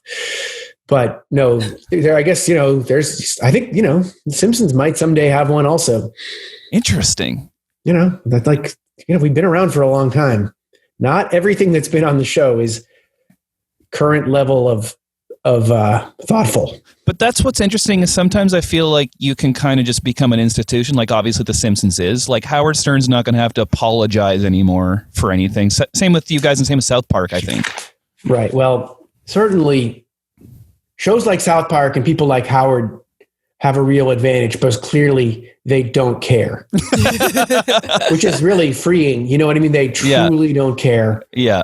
Where like, I believe The Simpsons is a slightly more empathetic, humanistic endeavor. So we do care. It's a family show more than those other shows, I guess. Our show is not, I wouldn't describe us as like a nihilistic or a misanthropic show, which sometimes I feel. I love South Park. Yeah.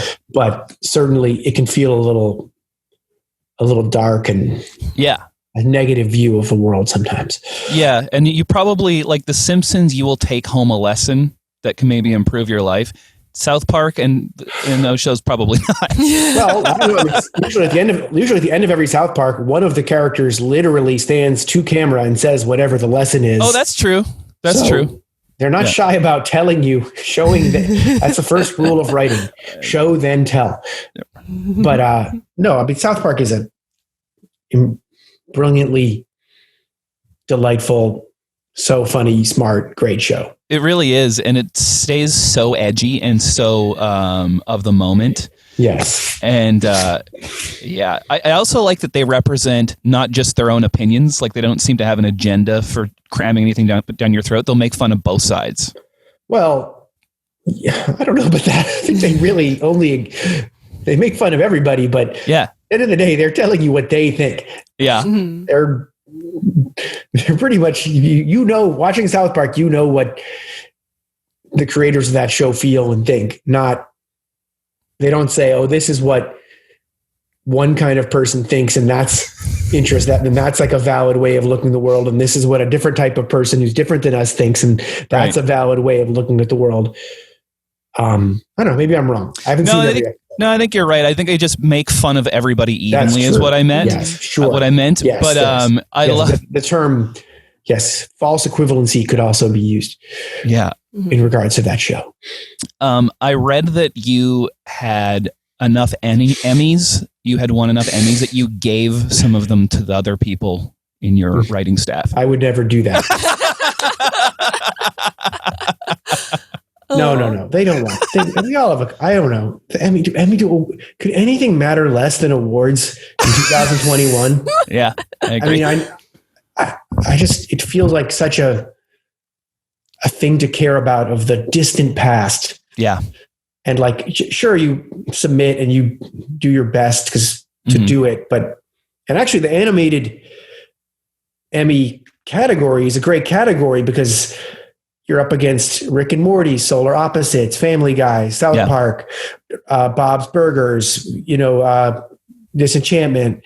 Like there's like BoJack Horseman, all the new show Bob Burgers type shows, Central Park, like that's what it's called. Anyway, it's a fantastic category. Yeah. It's a really worthy category of like great, smart shows, Big Mouth, doing smart stuff, great animation, really funny writing, really funny acting, great, interesting. Rick, did I say Rick and Morty? I said Rick and Morty. Yeah, you said that's actually how you started it. That they keep beating us. And so like, I don't know, I guess Emmys, all awards are dumb, but I am proud of our category it's just tons of smart people doing really smart, funny, ambitious, crazy stuff. So like, I do love the animated Emmy category. Yeah. That's the category, but that must be relatively new. It is. Is it? It's not. I don't think I've been right one time during this interview. It's okay. It's not. That's not your job. Your job is. It's okay. It doesn't matter. You're doing great. Thank you. Because the Simpsons won it along like 30 years ago in the beginning. It used to be more for, I think, like kind of kiddie-ish programming. So there'd be like a DreamWorks Christmas special or like a bunch of penguins or like the California Raisins, or it was like before like animation, before the Simpsons revolutionized animation and taught a generation or more of writers and actors and creators and animators what animation could be in terms of like a cultural, emotional, satirical statement on the world, and inspired all these different interesting, great shows. And so now what the Simpsons is reaping now is all the post-Simpsons improvement on the Simpsons model. They all start there and then they build in their own direction. I mean, Bob's Burgers is such a good show. Yeah. And it's I would say its batting average of excellent episodes is so high. Wow. Very high.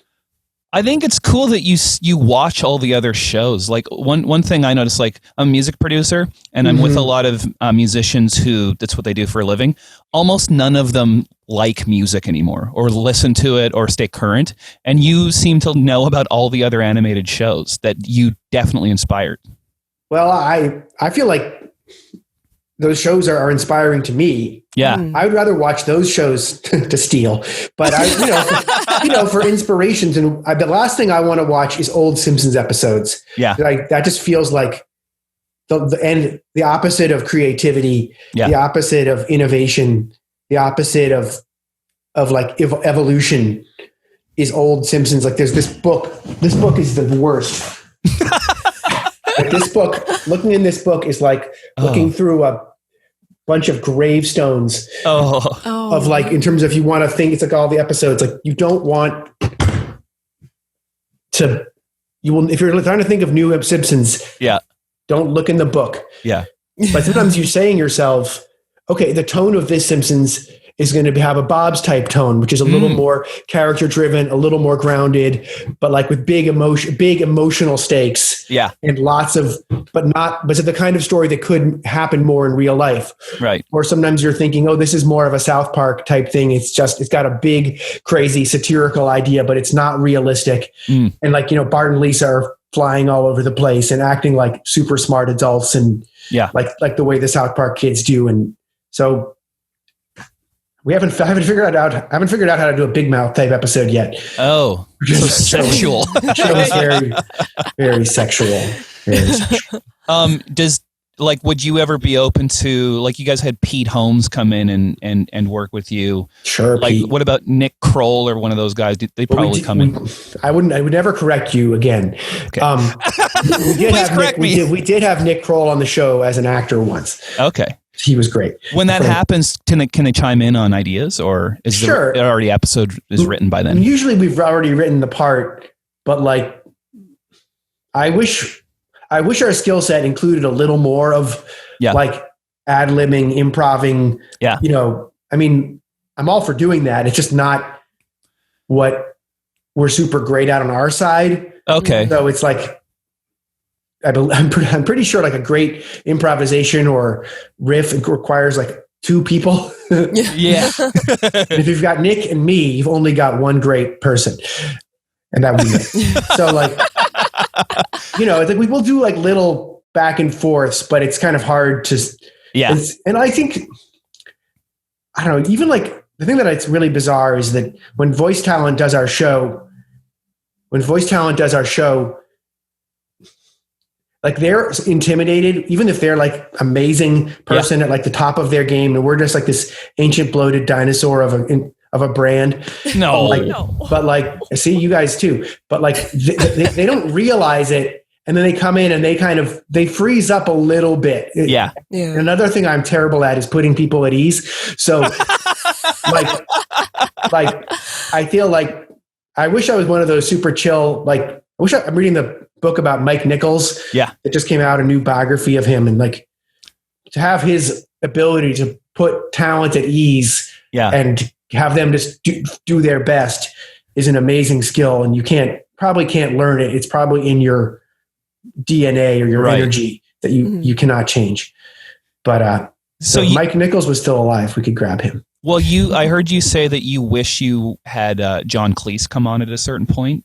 That's kind of like you must be a huge Monty Python fan, and I'm assuming a lot of that was improvisational too. So that's interesting. No, that show, you're so wrong on everything. It's hilarious. I mean, obviously it was written by the writers, but I believe once it was written, it was not like. So you're right and you're wrong. Obviously, writing in a rewrite room is a form of group improvisation, in that you are feeding off other people's energy to collaborate on a creative enterprise. So sorry. No, I love this. I believe Monty Python, like once they did not like riff a lot on the stage or the set or out on the moors or the hedgerows or whatever they were, on the castles and stuff.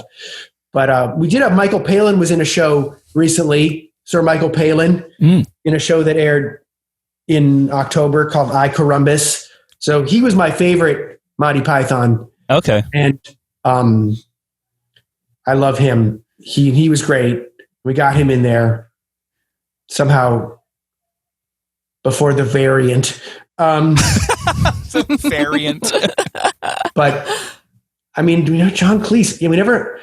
I think we also just got not from Monty Python, but Stephen Fry just recorded a big part for us. Wow.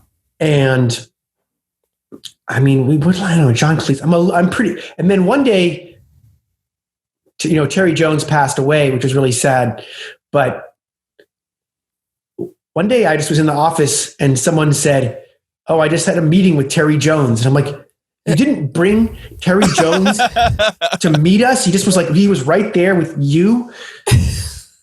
And then because I had a thing I wanted to do with him once on The Simpsons too. Yeah. You see their great documentary called Barbarians about how barbarians got a bad rap throughout history and kind of a revisionist take on barbarians. And anyway, then he got dementia and died. Oh well. Did you see the six? I think it's called 6 Days to Airtime, the documentary on how South Park creates episodes? I saw it a while back, and my memory of it is fuzzy, but yes. But I mean, they basically leave a lot of it to the last second, and then create the episode within 6 days, and they just kind of go crazy doing it. Did you see it, and were you like shocked at how they leave things to the last second compared to how you guys work? Yeah, I mean, we should do a documentary called 12 Months to Airtime. And I bet there's a happy medium between their process and our process. Yeah. With a little bit of the efficiency that comes with a short time deadline. We could use a little bit of that. Yeah. Yet probably they would enjoy a little more time to just really make sure they were in love with everything they did rather than just like, okay, this is it. Yeah. I can't speak for them. Yeah. I think sometimes they lean into it if they don't finish scenes, which is kind of funny. Right. I mean, South Park is a comedy idea driven show, but it's not really, it has a million funny things in it, but there aren't a ton of jokes per se. Yeah. Right. It's all like character attitudes. I mean, it's not that it's a comedy show. It's a hilarious show, but our Simpsons is a little more joke driven in that we have specific written jokes that kind of exist outside the story, where almost everything in South Park is story character driven, like making their points, even if the points are insane and wild and aliens and, conspiracies or whatever they're doing. It's all satirical and idea driven as opposed to like just a flight of fancy. Although they do, I don't know, they do so many great things. And now they put the added, is this really is a podcast called Talking About South Park? Sure exists. Now they put the added stress on themselves of having to like have these narrative threads continue through each season. So they're freestanding stories, but also there's an overarching mega plot that must make those 6 days even more stressful. Yeah, and it's crazy too because they have such a machine going of efficiency that when they bring the odd other writer in, every time I see an interview with that writer, they're like, I barely got to say add any ideas. Like Kenny from Kenny versus Spenny was a writer there for a while, and he was like, I don't even think I got anything in. It's like I was just there to hang out. So sometimes when you have guys as talented as Matt and Trey, sometimes the best thing you can do is just inspire them. Yeah. If you can just, instead of going in and saying, I'm going to make my mark on South Park, just saying, if I can make Trey less bored and help him feel good about what he thinks of, then I've done a good job, even though your ego might say, I did not contribute anything. Right. Do you remember the hardest you ever laughed in the writing room at The Simpsons? No, I sure don't. You've been there since 97. That's okay. I don't know. I don't remember the hardest I ever laughed. I don't remember the writing room.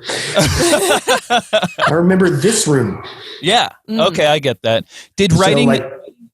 Sorry? No. Did writing an episode of Seinfeld transition into getting the Simpsons job? Hold on one second. Sure. You can edit out my doing this right now. Hold on a second.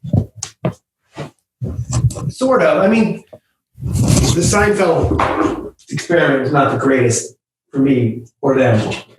But I don't think it hurt. I don't think it hurt too much. I'll just say that Seinfeld is written in a very so the way Seinfeld was written was really in a more strict kind of writerly way, where people would go off by themselves and kind of ruminate about the universe and then go and pitch things to Larry and Jerry, who really kind of wrote the show themselves. Yeah. And then it changed a little bit as it went on, but The Simpsons is really more collaborative in nature, and it's, I think Seinfeld was kind of designed around a reaction against the kind of The Room. Okay. And that like Larry and Jerry just wanted to do the show themselves, and it's treasure. They absolutely. You did it, guys. You get validation from me. You can rest easy. But they, like it wasn't about that group vibe, and I really like the group hangout vibe of stuff.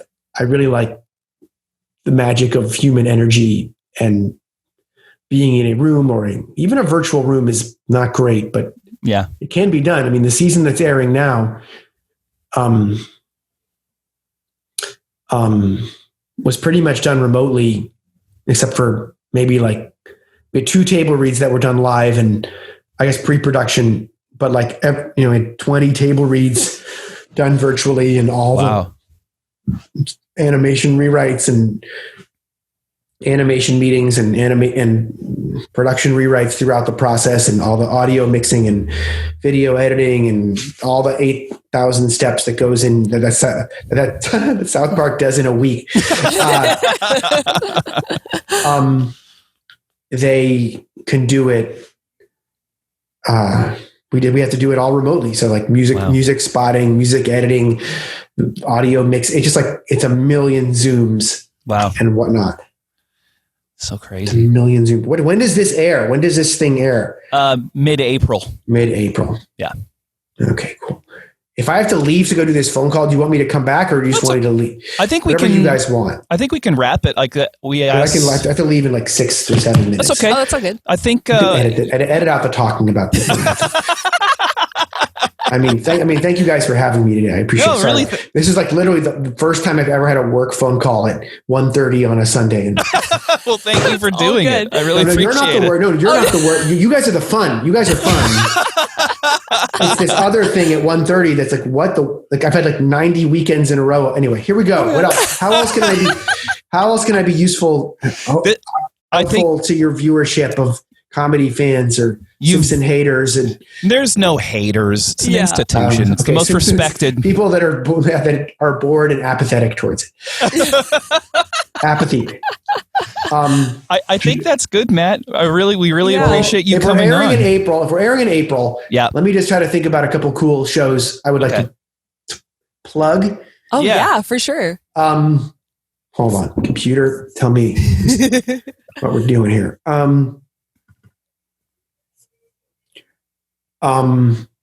April. Okay. Oh my gosh. Oh yeah, that's when the Stephen Fry episode I was talking about airs in May. Okay. So that's a pretty cool show with lots of Britishisms and excellent British comedy references. I love that. We sort of have a Mo the Bartender John Wick type mashup episode. Nice. I'm pretty excited about that Ian McShane is in from John Wick and Deadwood. So cool. That's really cool. We have an episode with Benedict Cumberbatch playing a very juicy guest part. Wow. Oh, wow. That I'm pretty excited about. That was probably going to enrage some people, but maybe to like them as well. Okay. We've kind of a heist episode that kind of where sort of an Ocean's 8 type show that takes place at a parody of the Met Gala called the Gen Gala, which is short for the Museum of Generational Wealth. And so I don't know, there's a lot of cool stuff coming up. Yeah.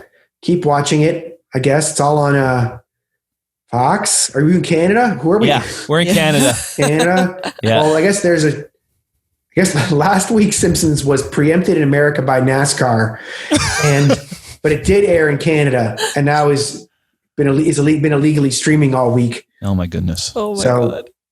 NASCAR, but you're preempted by NASCAR, so it airs in today's February. Podcast fans. Excellent. But look, I appreciate you guys talking to me. We just love doing the show, and it's a crazy thing. And please keep watching South Park also. Apparently I have a lot of opinions about them that I didn't realize I had. But that's an amazing, that show's amazing. So is yours. Yeah. Thank you for coming on, Matt. Okay. Thank you guys. You're awesome. Thank you so much. You are as well. Okay. Bye. Okay. Bye.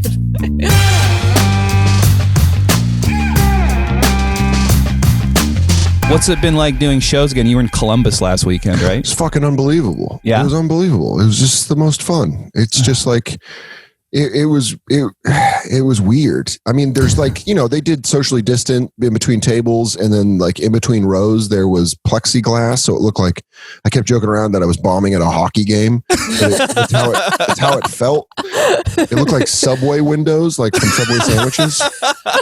Sneeze guards? Yeah, they just had sneeze guards up, which obviously makes sense with COVID, but yeah, I was telling my girlfriend, it was one of those things where by the end of the weekend, I was like, oh, I want to go do another weekend. Yeah. Like I just got a new joke kind of working. Yeah. And now because of Billions is going back into filming, and they've asked, they're like, listen, while we finish season 5, can you not go on the road? Which is, I understand that, I just had COVID, so I have the antibodies. Hey, me too. I got it in Arizona. Hey, you did? Yeah. I got it in Utah. We got it in neighboring states. Those states that show little restraint. In Sedona, I don't even think they are considering it. Yeah, I originally had shows scheduled in Tempe in like November, and I was reading the news, and it's like, this is the most insane spike of COVID yet. And Big J had just worked stand up live in Phoenix. And I was like, hey man, how was it? And he's like, don't go. He's like, reschedule. Oh, no. He's like, these people do not care. Just go reschedule. So I rescheduled to February, and I was like, awesome. I'll go in February. And then I got COVID the week before. And I was like, all right, well, Arizona, I'll see you in late 2021. Oh my God. It's so funny too, because like, we're in Vancouver. I was like, my girlfriend lives in LA, and I hadn't seen her since January. So I was like, I should probably go. And so I went to LA, the most infested with COVID place. Then we went to Arizona. Jesus. It's like, it's just a given. We got it. Yeah. You went on that trip to get COVID. Yeah. There's no way around that. You're like, I'm going to go get COVID somehow. And then coming back into Canada, there's all these restrictions now. Like you have to have a negative COVID test within 72 hours of flying home. Like if you have it, Canada's like, I realize you're from here. We still don't want you. Stay there. Dude, that was so funny.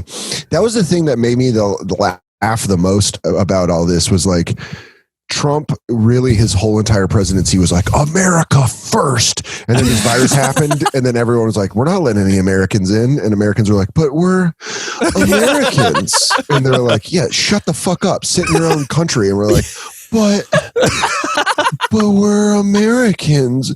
I was told by Rambo that I'm the most special.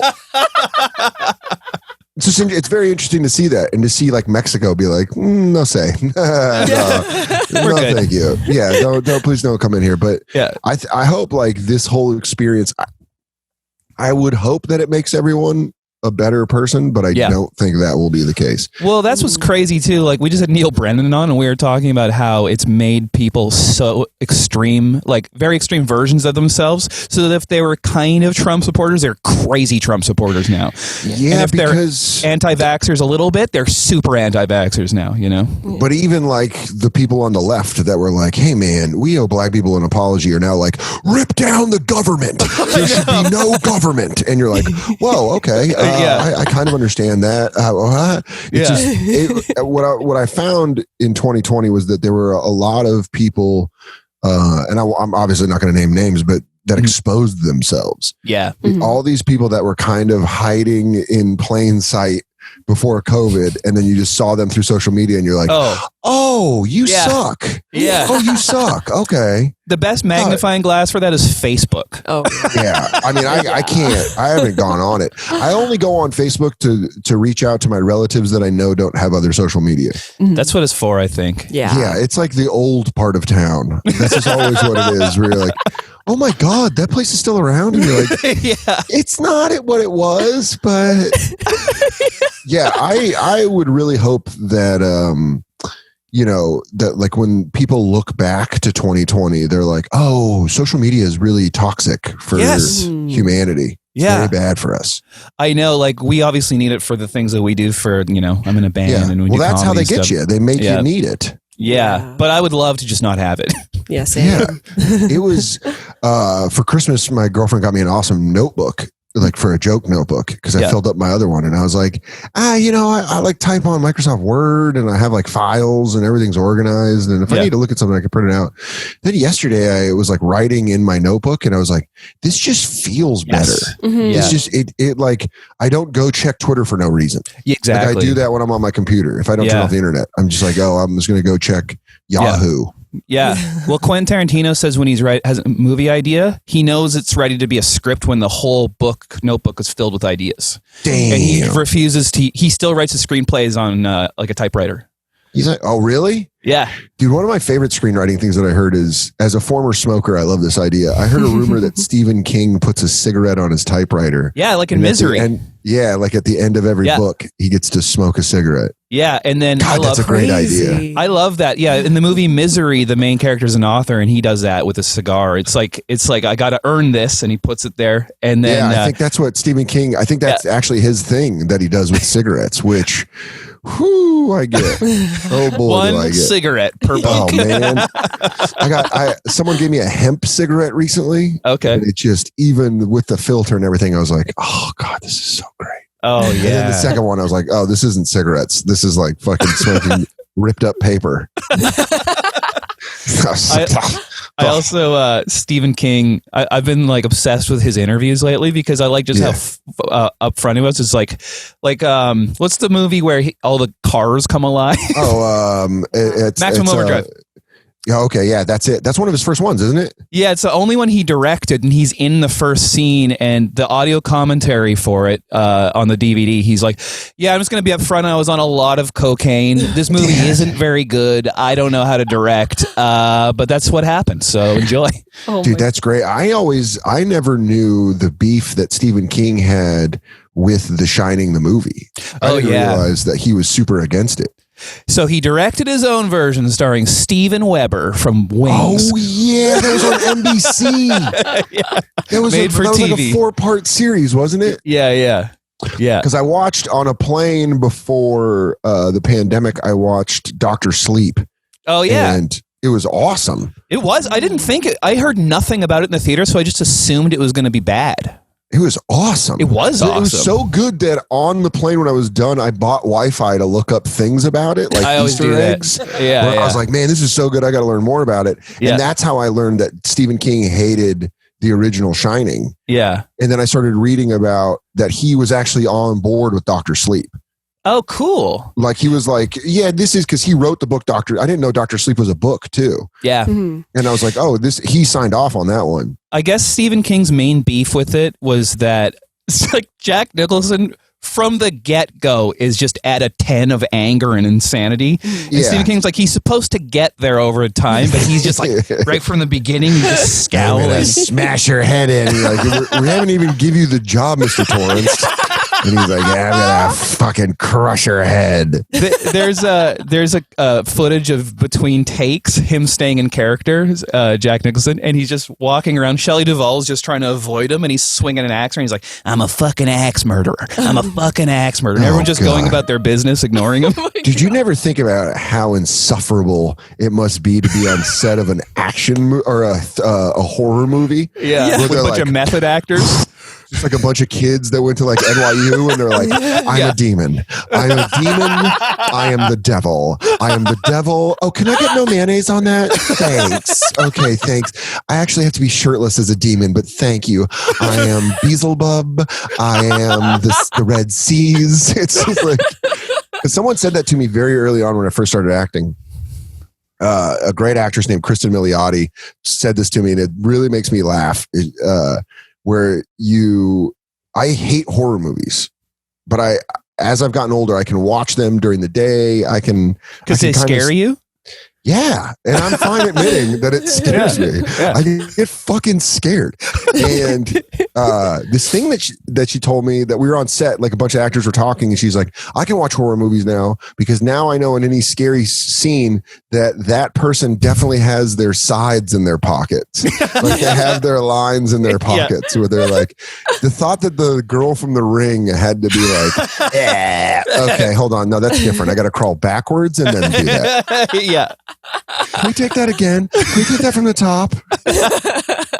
Yeah, The Shining scared the shit out of me as a kid, and it was one of those. Fuck, the lady in the bathtub is terrifying. Yeah, especially since she was hot at first.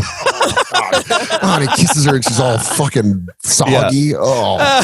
It's funny though because I think you and I are like roughly the same age. This is such a thing of our age, is that my parents had like 4 VHS tapes for some reason, and that was one of them. And then the other ones were Hot Shots Part 2 and Homeward Bound. Homeward Bound. Do not look. I think that's the one. If you look up, that there was a wild amount of animal abuse. Yeah, on that's that the one. movie. That's when Michael J. Fox plays a golden retriever, right? Yeah. So I was going to ask you, what VHS tapes did you have? Oh, fuck, man. Well, I had like actual VHS tapes. I don't really remember. What we mostly had was the Kodak yellow and black with the 3 strips on the side. And then when we got a free weekend of HBO, my mom would push it in and just hit record until the tape was done. And then write what movies was on the side. Oh, that's So, I like- love that. Yeah, my aunt did that too. We did that. Yeah, so like whenever you would have a tape, you'd be like, okay, it's Space Invaders, Ernest Goes to Camp, and you'd be like, oh, you're just recording the kids section of. That's how you end up seeing movies and owning them that you never probably would. Like we had Tango and Cash. It's like no one Tango and Cash. My first stepdad, Nick, loved, like, I was so lucky that he was my stepdad from like, I want to say 8 to 12, but he would just, my mom traveled all the time for work, and he'd be like, which Van Damme movie do you want to rent from Blockbuster? Double Impact, baby. Yeah, Double Impact was always great. But he'd be like, we can watch, like, I remember watching Terminator 1. Yeah. Because my mom was like, Terminator 2, I heard is PG-13, so I'll allow you to watch that. And then Nick was like, you want to see Terminator 1? It's R. Yeah. And I was like, fuck yes, I do. Fuck yes, I want to see it so bad. And I got caught when Terminator 1 first came out. My mom and a date of hers were watching it, and I sat on the stairs and watched it. And then when he punched through the guy in the beginning scene, Bill Paxton. Is that Bill Paxton? Yeah, dude. He had a big blue mohawk. Yeah.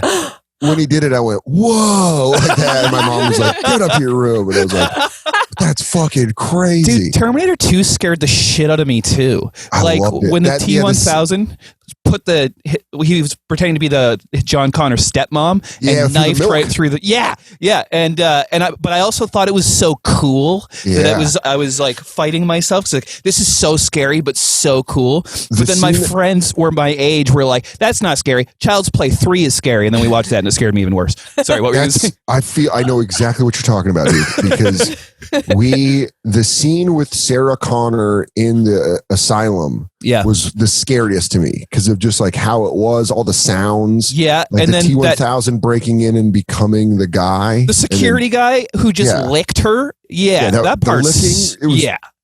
So disturbing.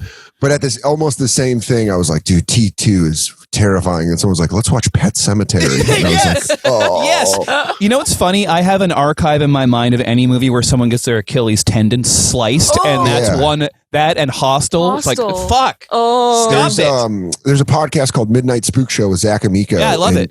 Yeah, and Zach had Shane Gillis and I watch it. And Pet it was Sematary. the first. Yeah, Pet Sematary. It was the first time I've watched it since I was like 7 or 8, and I was like, oh, this movie's laughable. Yeah. It's like fun to go back and laugh at it. Where you're like, this is the trucks are too much. And the neighbor's accent is like, what's happening? That Maine accent is like, oh, wow. Is that what it's like? That is. That's how Mainers talk. Wow. We're going to go down now. And what comes out of the ground turns sour. That voice is my favorite thing. Is my favorite show of all time is South Park. And the fact that they've used him and that voice in several different episodes makes me love them more.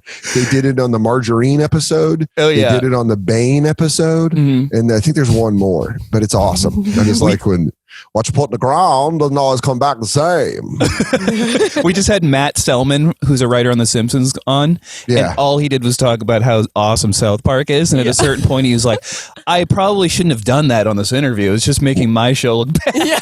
Yeah, well, I'm super excited because what's weird about all this stuff, especially like COVID and stuff, is it's made appointment television for certain things. Like Jordan, the Jordan doc. The Last Dance thing. Every Sunday night, I was so excited every week. it became appointment television, and now I'm getting excited because there's another South Park quarantine special coming out March 10th. Oh, no way.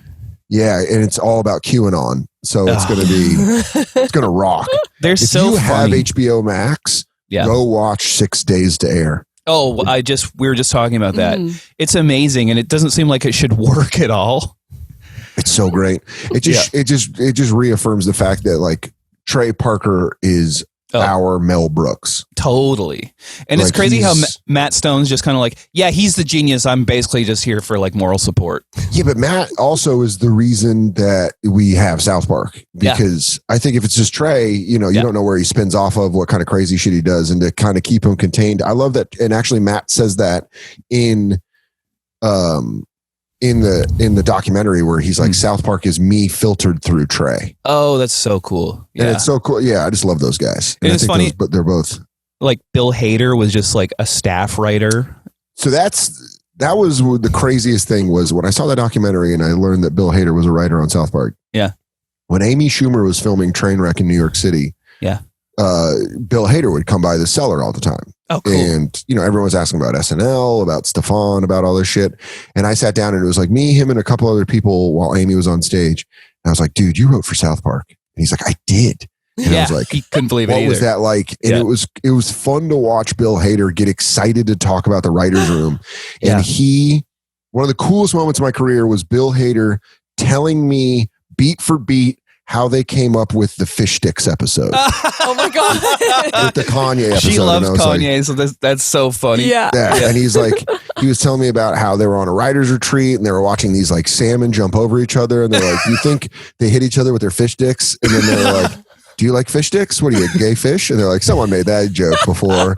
And then just that whole, and they were telling about how another writer came in with the Carlos Mencia angle. Oh, so like, good. Just get it, man. But then Cartman retelling the story where he's like, Jubats in this part of town, flame on. I love this South Park episode where Cartman really wants to go to Casa Bonita, I think it's called. That's hold on. You have to understand something. You guys both have to understand that I grew up in Aurora, Colorado. So I grew up, and they are from, I believe, Littleton and Conifer. They're both from Colorado. Mm-hmm. They make references that to us mean the world, but to other people, like you were like, oh, what's the Casa? It's like, it's Casa Bonita. It's a real place. All those things are real. The waterfall? Yep. The waterfall, Black Bart's Cave, sopapillas. Wow. Delicious sopapillas. It's in a mini mall in Denver, and it looks exactly like the cartoon where it's just like mini mall and then this giant Spanish structure in the middle. Oh my God. And you just go in, and I went to probably 3 or 4 birthday parties there when I was a kid.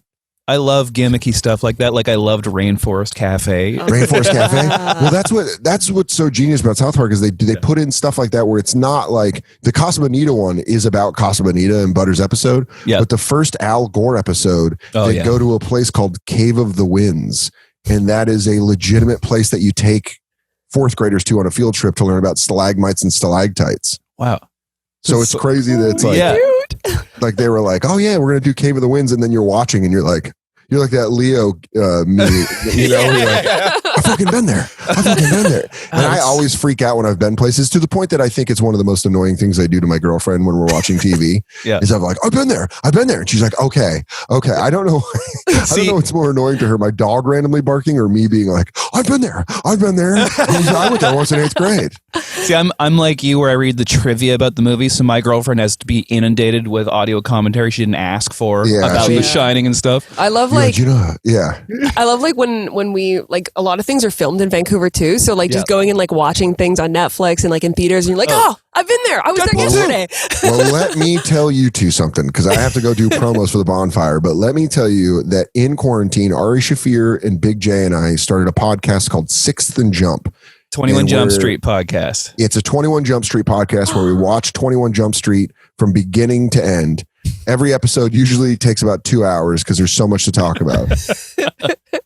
It's all filmed in Vancouver. Yeah. And Ari knows Vancouver. So Ari will be like, oh, that's this part of Vancouver. And we'll look it up and be like, that's it. It's like blatantly obvious at one point that they're just like, hey, it's Vancouver, but we're going to call it Evergreen, USA. Yeah, they do that all the time. It's you'll see a Vancouver bus go by, and they're like, "We're in Seattle right now."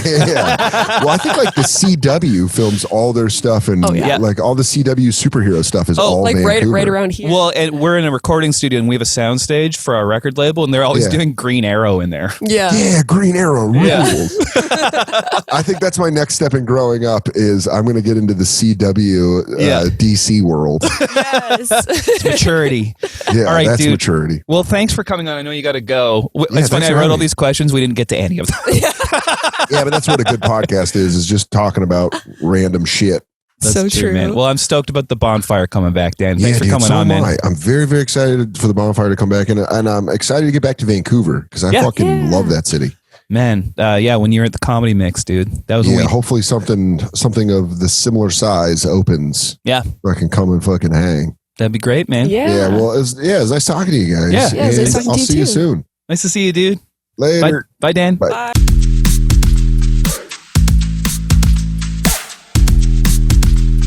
Hey. Hi, Nikki. Hi guys.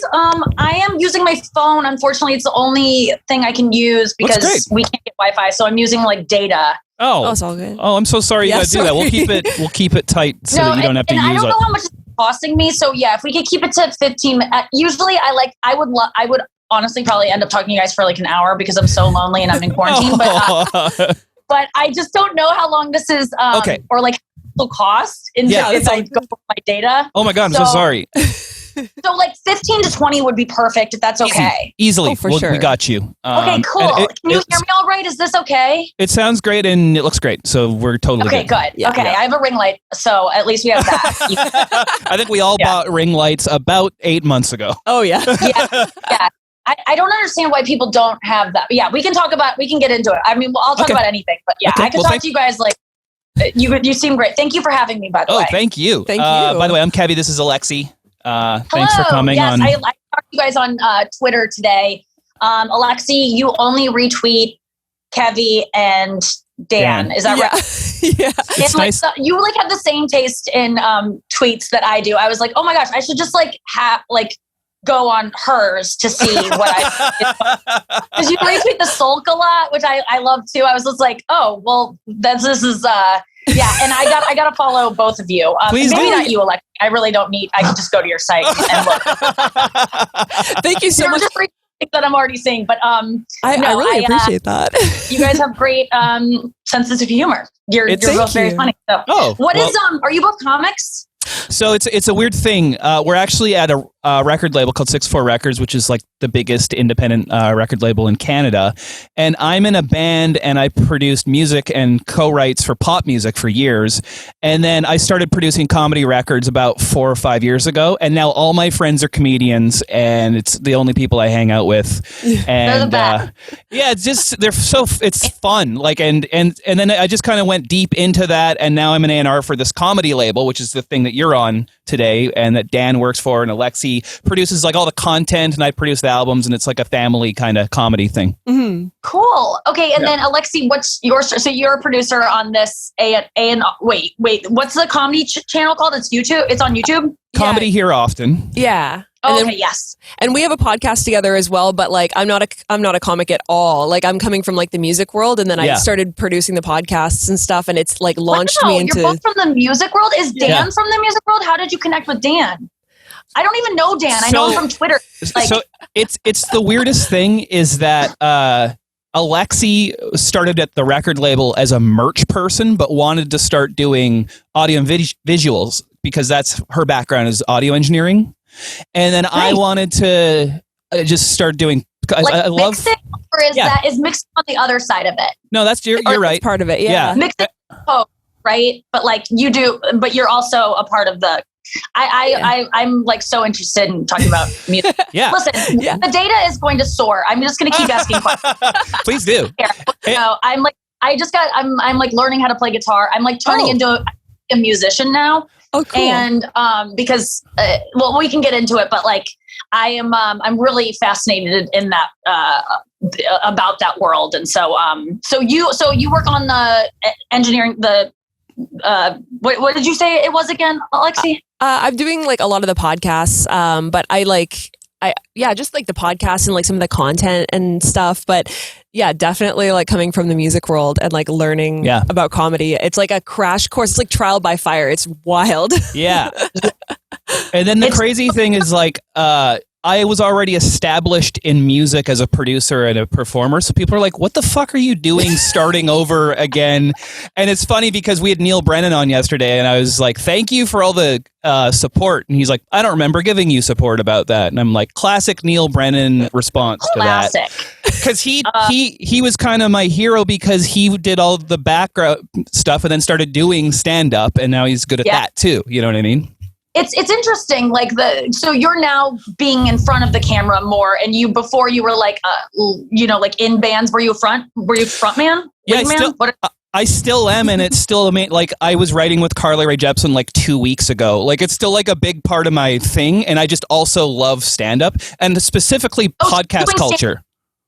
No, I just do these podcasts and produce comedians' albums and stuff, and it's like comedian albums, like comedy, like musical comedy music. Sometimes, but like Phil Hanley.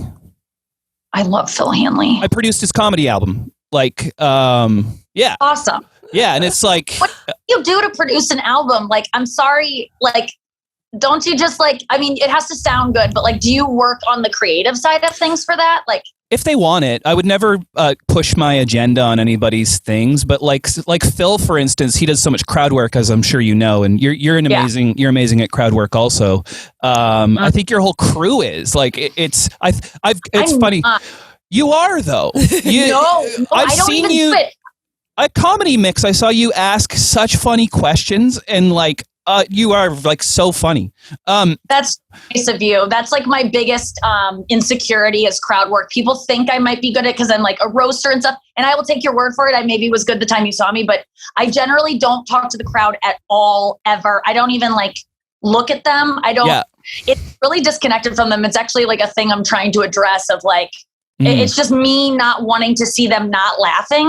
Right. Like a lot of comedians, like if someone's not laughing or their arms are crossed, they'll like focus in on that and become obsessed with it and want them to laugh. Whereas I don't want to make anyone do anything, but like when you make eye contact with people in the audience, they tend to, and you guys can use any of this if you want for like extra clips. They tend to, when you make eye contact with someone in the front row, they'll be like looking at you like this. And then the second you look at them, they'll go, like you're like raping them into it. Like it feels forced. They don't want to. So I don't ever want to rape anyone to laugh. So I blur my eyes on stage and I don't look at anyone. I can't see anyone. Like my roommate right now, I'm in quarantine in Cayman Islands. It's a long story, but he opens for me on the road and he'll get off stage and be like, Nikki, there's like a burn victim in the front row or there's like, there's a bunch of people with Down syndrome in the second row, just so you know, they might. And I go, okay, well, you didn't need to tell me. I go out there and I don't see any of it. Like I don't ever see anyone. And it's because I don't even know I'm doing it. But I talked about this on Mike Birbiglia's podcast and someone just wrote to me and said that the only other person they've heard of doing that, because I feel bad about it because I want to be connected to them, but I'm just too scared of seeing people not having fun. And instead of trying to get them to laugh, being like, I'm terrible. And then just going inward, like, cause I assume they're right, Can I guess who the other comedian is? Can I guess who? Mark Normand. But yeah. Mark Normand. No, that does seem like it. He doesn't make eye contact in conversation, but I bet he's coming on after you, by the way. He's coming on here after you. Oh, really? Oh, cool. He's so funny. God damn it. Okay, I'll try to really bump it up. No, Steve Martin. And really? That's not good news for me because it means that I might eventually quit, which might also be good news. Who knows? Like I said, honestly, I mean, I love stand-up, but it is a young person's game, and I'm still very, very young. I'm in my, I'm like 20, 30, and I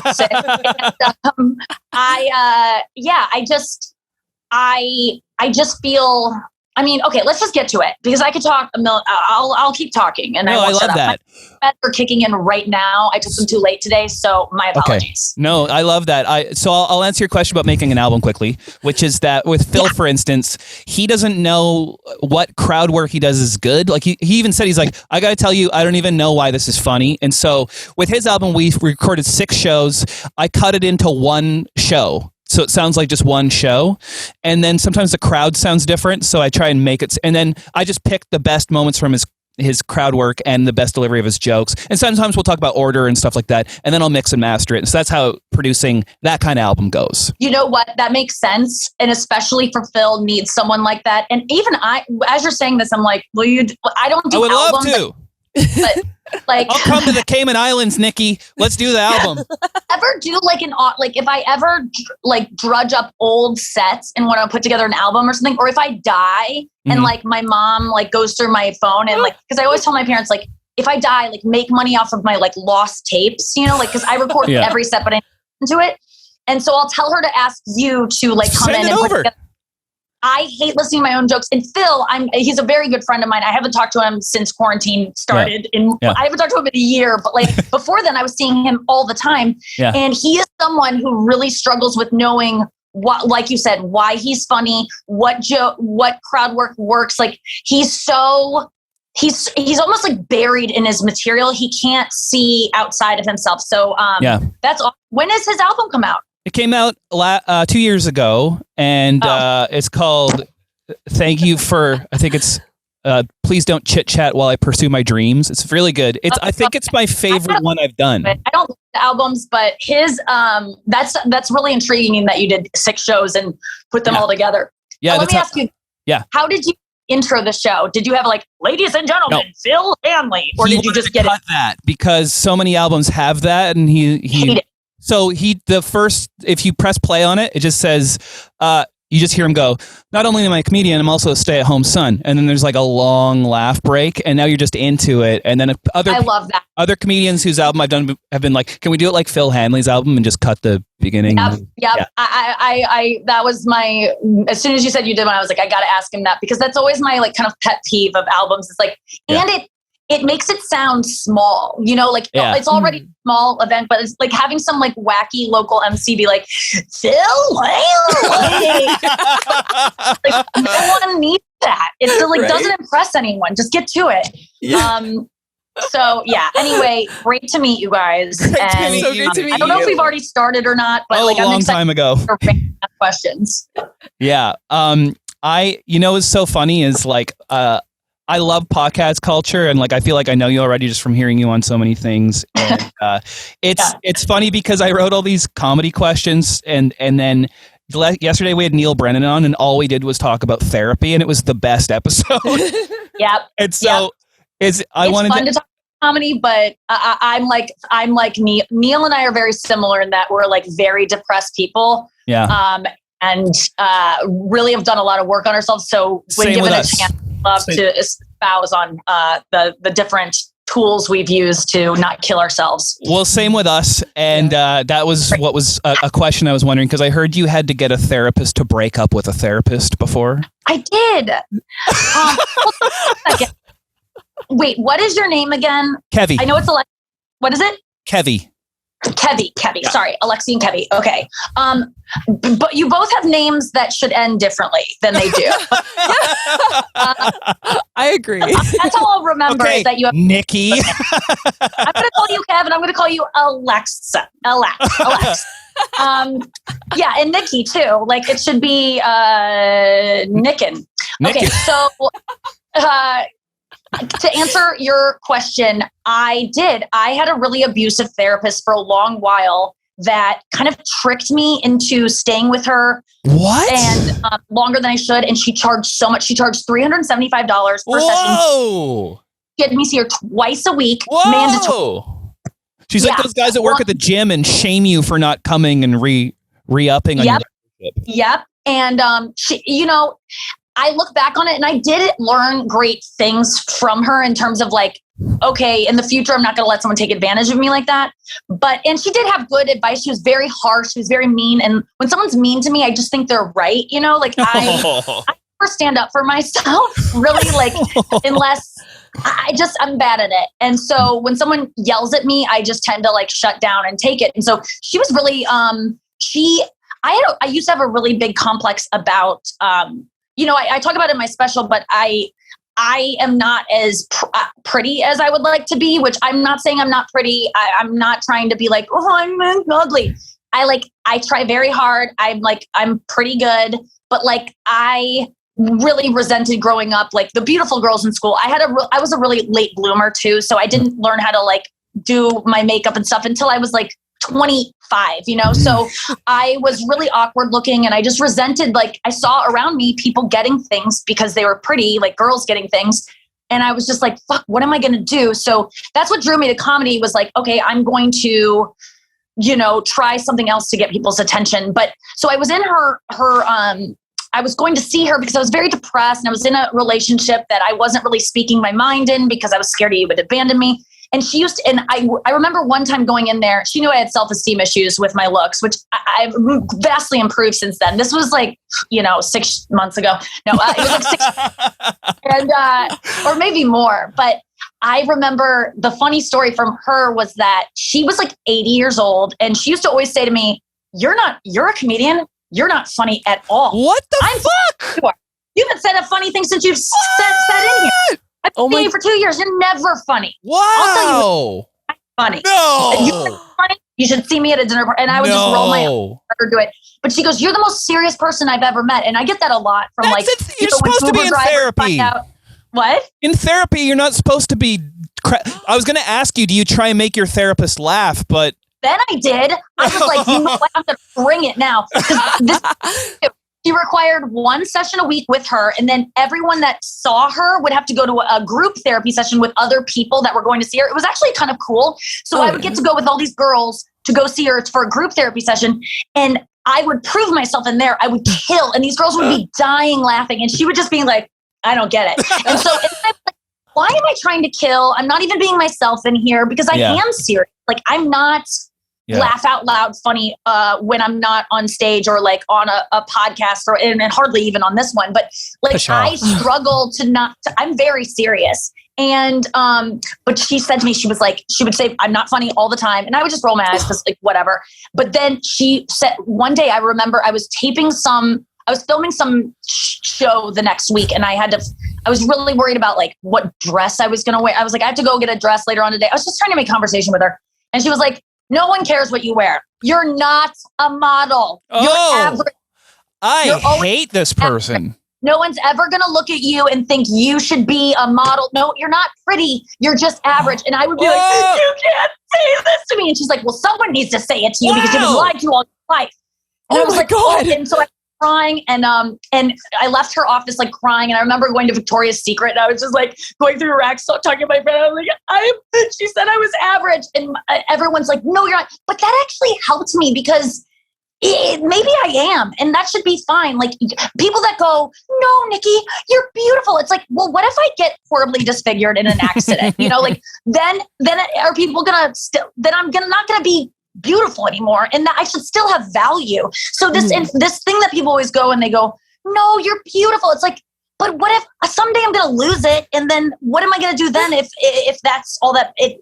I really had to overcome like having too much value on that, which is you can't overcome as a woman. It is just ingrained into you so harshly at such a young age, and it persists forever. Of if you aren't attractive, you don't really have value. But that's why I got funny, was to have value other than my looks. And that's why I got into podcasting and radio, so that I can age in this business and not be like on camera all the time and, read comments that I'm old. They can call my voice old, but I'm not going to be that. I've sounded old forever. I remember, I have an older sounding voice. I remember Dr. Drew used to say, like, if you're whatever it's like really high voice, it's like the age you were molested. Yeah. And or whatever your voice sounds like, that was the age that like some trauma happened. The Arrested Development of it. Yeah. I think based on my voice, I think I was molested when I'm 65. So. But to answer your question, I had to go see a therapist to break up with that therapist. And that didn't even work. I ended up seeing that woman for a really long time. I had to move out of the state and eventually just like kind of long distance it. And then I got out of it. But it was, I could have bought a house with the money I spent on her. And she's still practicing. I sent some of my friends to go see her and they're still with her. It's terrible. But it was nice to be told the truth harshly, even though the truth wasn't other people's truth, her truth. To have someone be that honest and mean, it was like YouTube comments, like in person. I mean, it was wild. But I feel like the things she was saying are just not true. Like how you're not funny. Like obviously you're really funny, and she was seeing it. It seemed like she was competitive with you, and it's interesting because a lot of my female friends, their moms are competitive with them. You know what I mean? And so I think growing up, I think my dad was competitive with me, and I think it was confusing for him that I didn't want to be anything like him. He was like insulting because he was like, but I wanted to be like my dad. By the way, we're just having a therapy session. Yeah. Because I just said this in therapy. I literally said to my mom when I was probably 7 or something, I remember saying to her, Mom, how are you not jealous of me? Like, why? How are you not wanting to be me? And she was like, Nikki, what are you talking about? And I go, well, because I saw my mom talk about her body and how much she hated it and how old she felt. And like, my mom really was like not good about having good self-esteem around me, because that was before they told parents to like do that shit. And so I knew that she had to be jealous of me. I'm younger than her. I'm smaller than her. And I go, I don't think I'll ever have kids because I'll be too jealous of my daughter. And my mom goes, you just don't feel that way when it's your daughter. And I think I was insulted. I was like, well, then I need to step up my game because you should be jealous of me. But my mom's not jealous. You know what though? I've realized my mom loves TV. My parents both love TV, but my mom is very into television stars and like knowing all about them and very interested in them. And she didn't show that kind of interest in my life. My mom kind of was like hands off in terms of like, she didn't want to pry. She didn't want to know about boys. She didn't really want to delve into my life, wanted to give me space. And I think I wanted her to want to. And so I think I was like, I have to get on TV for my mom to like pay attention to me. So now when I like am on TV, I get this attention from her that I've kind of always craved. She's a great mom, but I think that's what drew me to TV for sure. Wow. It's so funny. My mom's the same. Like my mom loves like tabloids and stuff. And just like the idea that someone's famous, she just thinks is like really cool. And like the different like tours my band's done, she'll come and she'll be like, it's my son. Yeah. Like it's just so cool. And then you're getting the love that you or like your mom thinks you're like the best. And it's like, why is that inherent now? It's other people's perception. Well, it literally took me being on tour in Japan for her and my stepdad to be like, oh, this wasn't a complete waste of time. I remember when I was a kid, them being like, my stepdad, he's since apologized for this, which is nice. He was like, what do you want to do when you grow up? And I was like, playing a band. He's like, well, we all want to play in a band. So, and now he apologized for it like 3 years ago. He's like, you're the only self-made person I've ever met. Like, that's really cool. I'm really sorry I said that. That's really awesome to get that. To get that acknowledgement, because a lot of times they don't remember saying these things that so profoundly impact us. And we remember, like, I remember so many things my parents said that were so hurtful, and they go, we never said that. And I go, I'm not making this up. Like that was my life that you told me you hated me, like, I feel the same. Like, my parents have always been very supportive of me doing comedy, like too much, like in a way that they shouldn't have been. Like I was not good when I started out.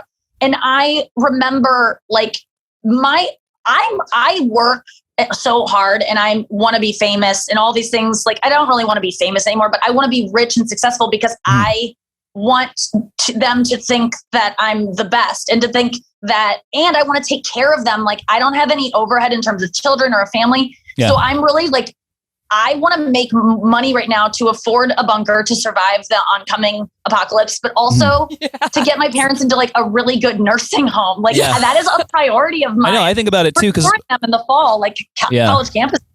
I don't want to have kids or anything either, but I really do want to. And maybe it's selfish that I want to take care of my mom and stuff. Yeah. It's like, see, look what's now paying the bills. Like, you know what I mean? Same here. Wow, I just rocked my teeth on this and it electrocuted me. Let's do a meme of that. Okay? I'm okay. I love it. No, we're good. I've done so much worse on stage as playing in a band. Actually, I've told the story before, but my band was on tour in China once, and a guy climbed on top of me and fell on his front teeth and knocked them out, and then carried them all the way back to Vancouver and got them put back in. Oh my God. And he's a big fan of you, so shout out Kirby. Wait, he was a fan that jumped on stage that you kept in touch with, or some your band jumped on your back? He was in a band, and our bands were on tour in China, and then it's such a weird story because we were playing in Beijing in a venue called the Hot Cat, and there were cats all over the stage because in China they don't stop that kind of thing, and that happened there. So what a weird story to tell all of a sudden in the middle of all this. No, that sounds like, the debauchery that's like a story that you would make up to illustrate that a band was like out of control. It's like the Van Halen like Dark Pussy story or whatever. Yeah, I know. The Led Zeppelin one where they were putting the it was Led Zeppelin. Yeah. Oh, fuck. No, you're right. That's so funny. But also 2 more therapy things, then we can move on if we need to. One is that I was telling my current therapist, I love him. He's actually the first male therapist I've ever had. And I've noticed that I'm not trying to be likable to him, which is a weird thing I noticed about having only women therapists. That's smart. Yeah. And it takes some fun out of it because there's no incentive for I realize that too. I think I could probably benefit from a male therapist because I'm much more comfortable being myself around men than women. It's not about a sexual thing. It's about I just want women to, I just wanted to be a popular girl so much that I want women's approval more than anything. And men, I'm just like, whatever. I don't care if you don't like me. It's interesting. I should probably try a male therapist, but you find that with women, is it the mom thing probably? I think so now that you say it, because I was raised by a single mom, and she placed an importance on treating women properly. And so I hated the idea of saying something that would have a woman be like, you piece of shit. Right. But I was telling my therapist now, and he's a Buddhist guy, and I kind of like that about him because it's intriguing to me. Like he'll do those things where he goes and it doesn't talk for 2 months or whatever and stuff like that. I was telling him about my childhood, and I had my head down, and I looked up, and he looked sad, and I was like, I feel like I'm making you sad, and he's like, no, I'm good. Like I just have you ever had that where you're you say something, the therapist is like, wait, what? Yeah, you're like, I won therapy today. Like this person. Yeah. He looked horrified, and then he had to shake himself out of it and kind of step away from it. That's interesting because I actually had to start seeing a therapist. Talking about Dr. Drew again. Dr. Drew ended up becoming my friend, and I don't know if you had Canada, but we became friends. And he was always whenever he would do my different shows that I had, he would always say he would always be like, Nikki, you're so fucked up. You need to you're not feeling your feelings, which is my biggest problem. Do not feeling sad, and so I abuse work. I abuse coffee. I abuse food, pot, anything I can, seltzers, anything not feel. And he was like, you need to see a therapist that models the feeling that you should feel about the things that have happened to you. So you need to see emotionally focused therapy. So I took his advice and I found one, and my therapist, like yours, would just mirror the feeling that I should feel. So she would listen to my story and she'd go, and I can't do it because I have Botox, but she would just be like, I just realized my Botox is so severe right now. I'm so sorry. But it looks good. It looks great. She would make these faces and I would go oh, I guess that's how I'm supposed to. I'd be like, you're overreacting, but it was more to be I'm just shut down emotionally. So and I don't think I deserve to feel sad about anything because somebody has it worse out there, and that's kind of what I heard throughout my childhood was what are you crying about kind of thing. And so I really have a hard time crying. Like I recently shot a pilot for a reality show, trying to get my mom's love. And she watches Love. And I had not cried since July, and I shot this pilot last week, and I was able to cry because a camera was on me, and it was a real cry. It wasn't like a fake one.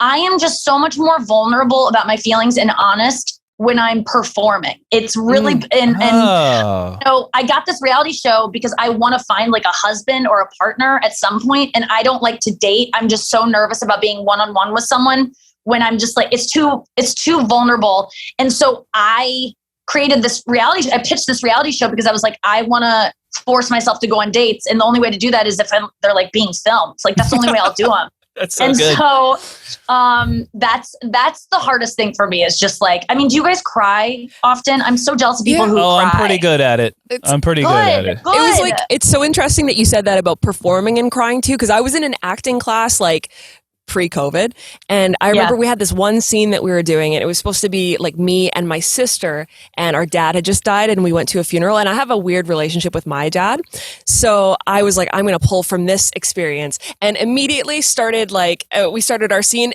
crying right away. I'm like, I guess I can do this now, but like only yeah, it was crazy. I was like, okay, that's great that you were able to access that and use it in the scene, because I bet it was really that's good. That's talent. But you're right. It's like the second you have a almost like excuse to, because, you know, crying on a reality show is, you know, valuable. Like that's like reality gold. So there was some incentive to crying, because I feel like a lot of times when I cry, it's like a burden on people. Yeah. And people are just like, no one wants to hear that. And like people have to stop everything and go, Nikki, what's wrong? And I just feel like, as someone who loves being the center of attention when I'm on stage, I hate it when it's involving my feelings. Yeah. And so I think that it just, having a camera on me gives me an excuse to like be big and take up space and all those things. Yeah. It's very bizarre, but I totally relate. That's crazy. No, okay, I'm not gonna. that would be great if you could cry here. I only cry once a year. Okay. You're like, it's called my birthday. Do you find that when people cry around you, it makes you like super uncomfortable? I like when people cry around me, actually. I like being comforting and being supportive. I really love, I'm very uncomfortable with people dealing with a death. I find that it's one of my worst flaws as a friend is when I have a friend who's like has a death in their, like, I just don't know. Nothing I can say will change it. And I don't know what to say. I should just read a book about like how to help people grieve. But there's something in me that, like, I have a friend right now who I owe a call to because his dad died. He's a close friend. And I am just like ghosting him just like his dad did. And it's not but I'm frozen. It's too much for me. I'm just so, it's really a problem. It's a very interesting thing where I literally feel paralyzed when people have a death. Interesting. In their life, and I have to step up and like be there for them. I've really disappointed a lot of friends. It's not a good thing. I don't know what it is. It's an uncomfortable thing that you kind of maybe just hope goes away. Do you think, like the situation? But it's not gonna. No, but I mean the interaction part of it. Where totally get over it. So I guess I just know that I can't take away their pain, and it makes me feel helpless. Yeah. And I also can't relate because I have not lost a family. Like when someone's close, like someone close to them dies, I haven't had that happen to me yet. Knock on wood, it will eventually. And so I think that part of me is like, I don't have the skill set or the compassion available. And you can only say, I can only imagine how you feel so many times, or I can't even understand what you're feeling. But that's all they want. People just want to.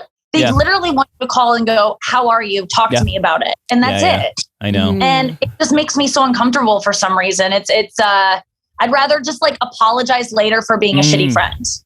Fair enough. I mean, you do need to put yourself first in those situations sometimes, though. Because it's like my therapist is like talks about how I have empathetic fatigue all the time from taking on people's problems a lot, because I really do feel other people's pain to a point where it's like debilitating sometimes.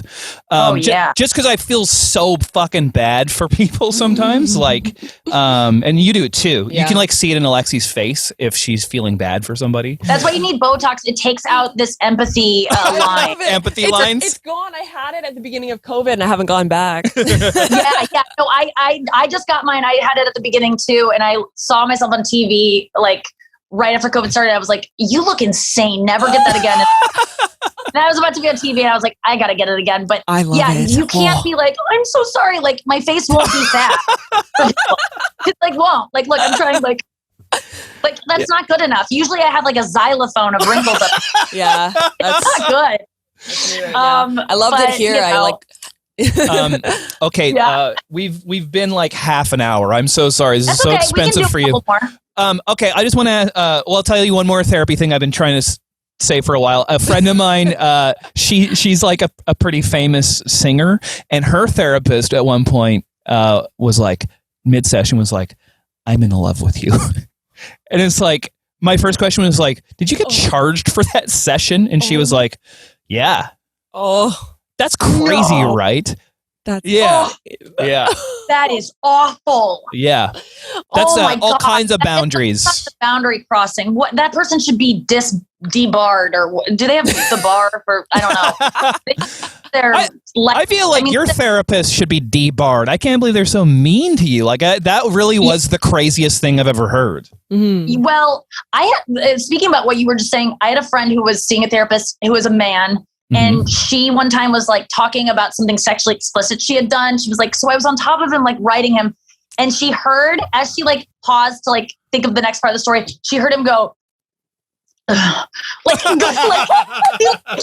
gulped. And she was like, Nikki, I think he like was getting turned on. And it was like, oh, that's why you don't have, like, I feel like it's hard for sometimes, you know, you can't shut off your body. You can't really, well, I can really tell myself to not feel things, but most people who like, you can't tell yourself to not get a boner in the middle. I mean, I guess you can, but that was so funny. Like just the nervous gulp. Oh man. Yeah. Stop seeing him for sure. Yeah. Oh, definitely. Oh my God. Went and got him a glass of water and left and never saw him again. You know, it's so interesting. Like, you talking about potentially not doing stand up anymore. Like, I feel like, right before the pandemic, I felt like I was seeing you more and more in bigger, opportunities. And I felt like you were like killing all of them. Like the roast you did, you obviously stole it. You were by far had the best set and everything. And so like, it's just, it would be disappointing to me if you stopped doing stand up. Yeah, I'm never going to stop doing stand-up. Well, I don't want to say never, because life is easier when you don't have to do stand-up every single night. It's a compulsion, and I'm good at it is because I do it every night. Like I have natural talent for it, but it's practice. I mean, like if I'm not going on stage every night, I'm not going to be that great. So with this whole pandemic, I really... You know, it's good because everyone's kind of not good right now. But when things start to open up and you can do stand up every night again and multiple sets, I don't know how I'm going to feel, because I'm very competitive and I want to stay as good as everyone else. But it's really tiring. Like for the first time in, you know, the 17 years I've been doing stand up, I now, you know, I eat dinner and then I watch TV and then I go to bed. Like I have like or like read a book and then go to bed.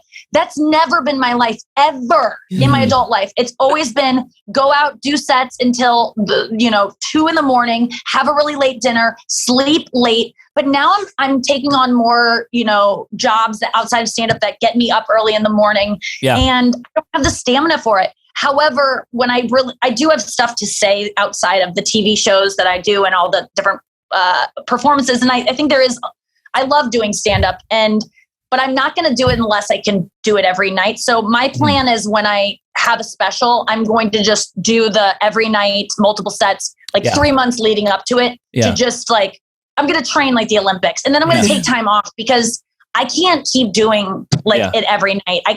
People that can keep that up into their adulthood are scared of like, they're scared of intimacy with their family member. Like they're running from something. There is a love of stand-up that is true and like, oh, it's a great form of expression, but doing it compulsively night after night and writing jokes incessantly. And it turns into an obsession. And a lot of these guys that I see going on stage, you used to hear back in the day, like, oh, this guy came in and did 4 hours last night. He did 7 hours. And I go, I see a man who doesn't want to go home to his wife and kids. Yeah. That's what I don't see someone who has a message. It's someone who no one wants to see anything over an hour and a half. You get bored. Oh yeah. Start looking at your watch, no matter how entertaining it is. And so I don't want to be that. I actually want to be someone who has a life outside of stand-up. And I really didn't have that until this, until the pandemic. Wow. And I love when I stopped doing stand-up though, what I did find was because every night I could get on stage and scream, about, not about maybe what I was dealing with, but I would take out my anger in whatever bit, like I'd pick an angry bit to get my anger out about something that had happened earlier that I wasn't ready to talk about yet, but I got my feelings out, which was huge for me, as someone who doesn't like to feel their feelings. So when I stopped doing stand-up,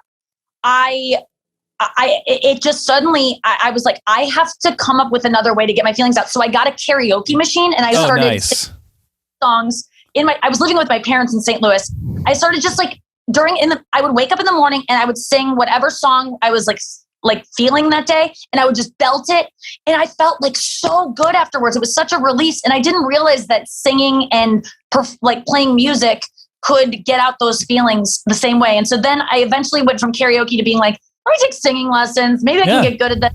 And then my dad plays guitar and I was like, I'll pick up a guitar. And so now I'm like I'm obsessed with guitar and singing the way I used to be with stand up. And so I'm just finding like different ways to express myself. Yeah. And it's literally like, not to compare myself to him, but it's like Michael Jordan playing baseball. Like no one wants to see me sing and play guitar, but I am going to practice enough that because the way I'm so bad at guitar right now, that it feels very similar to when I started stand up and I would see people, I watch people that I'm trying to learn how to play like them.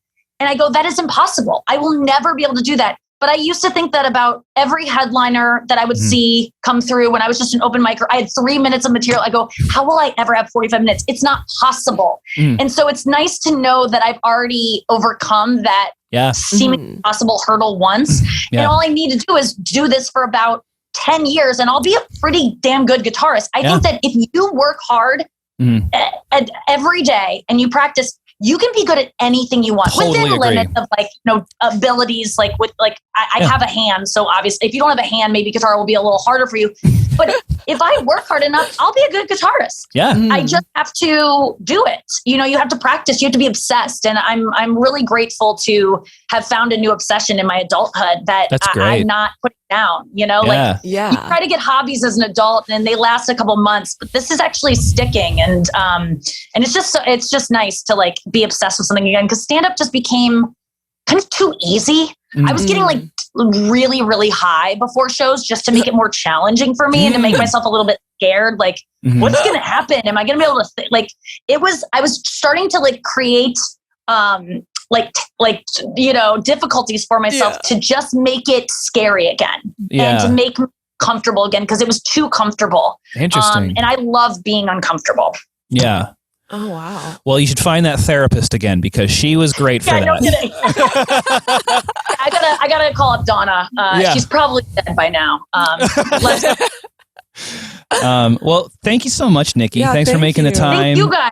Thank you for spending so much money on data with us. No, really appreciate it. I'm like I said, I'm in the Cayman Islands. I'm on location for a show that I'm shooting in like 3 weeks, but I have to be inside for 2 weeks and there's a beach outside, probably just 100 feet away, less than. There's the ocean.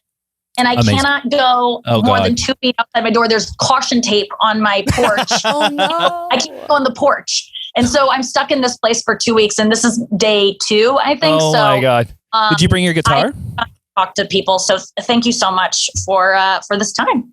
You got it. Thank you. And I'll pay you $375 in cash soon, just like Donna used to ask for in an envelope.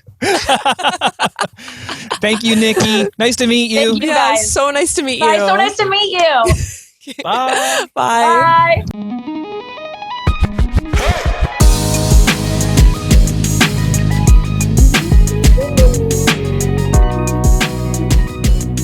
Oh, wow. Incredible. Can you believe those people said all the things they did? Ha! I, for one, can or cannot. Anyway, I was paying attention the whole time. Well, that's it for day one. But don't forget to come back and join us tomorrow. We have even more special guests like Mark Hoppus from Blink-182, Deborah DiGiovanni, and Mark Norman. And you can always donate at any time at this link that is somewhere in front of you.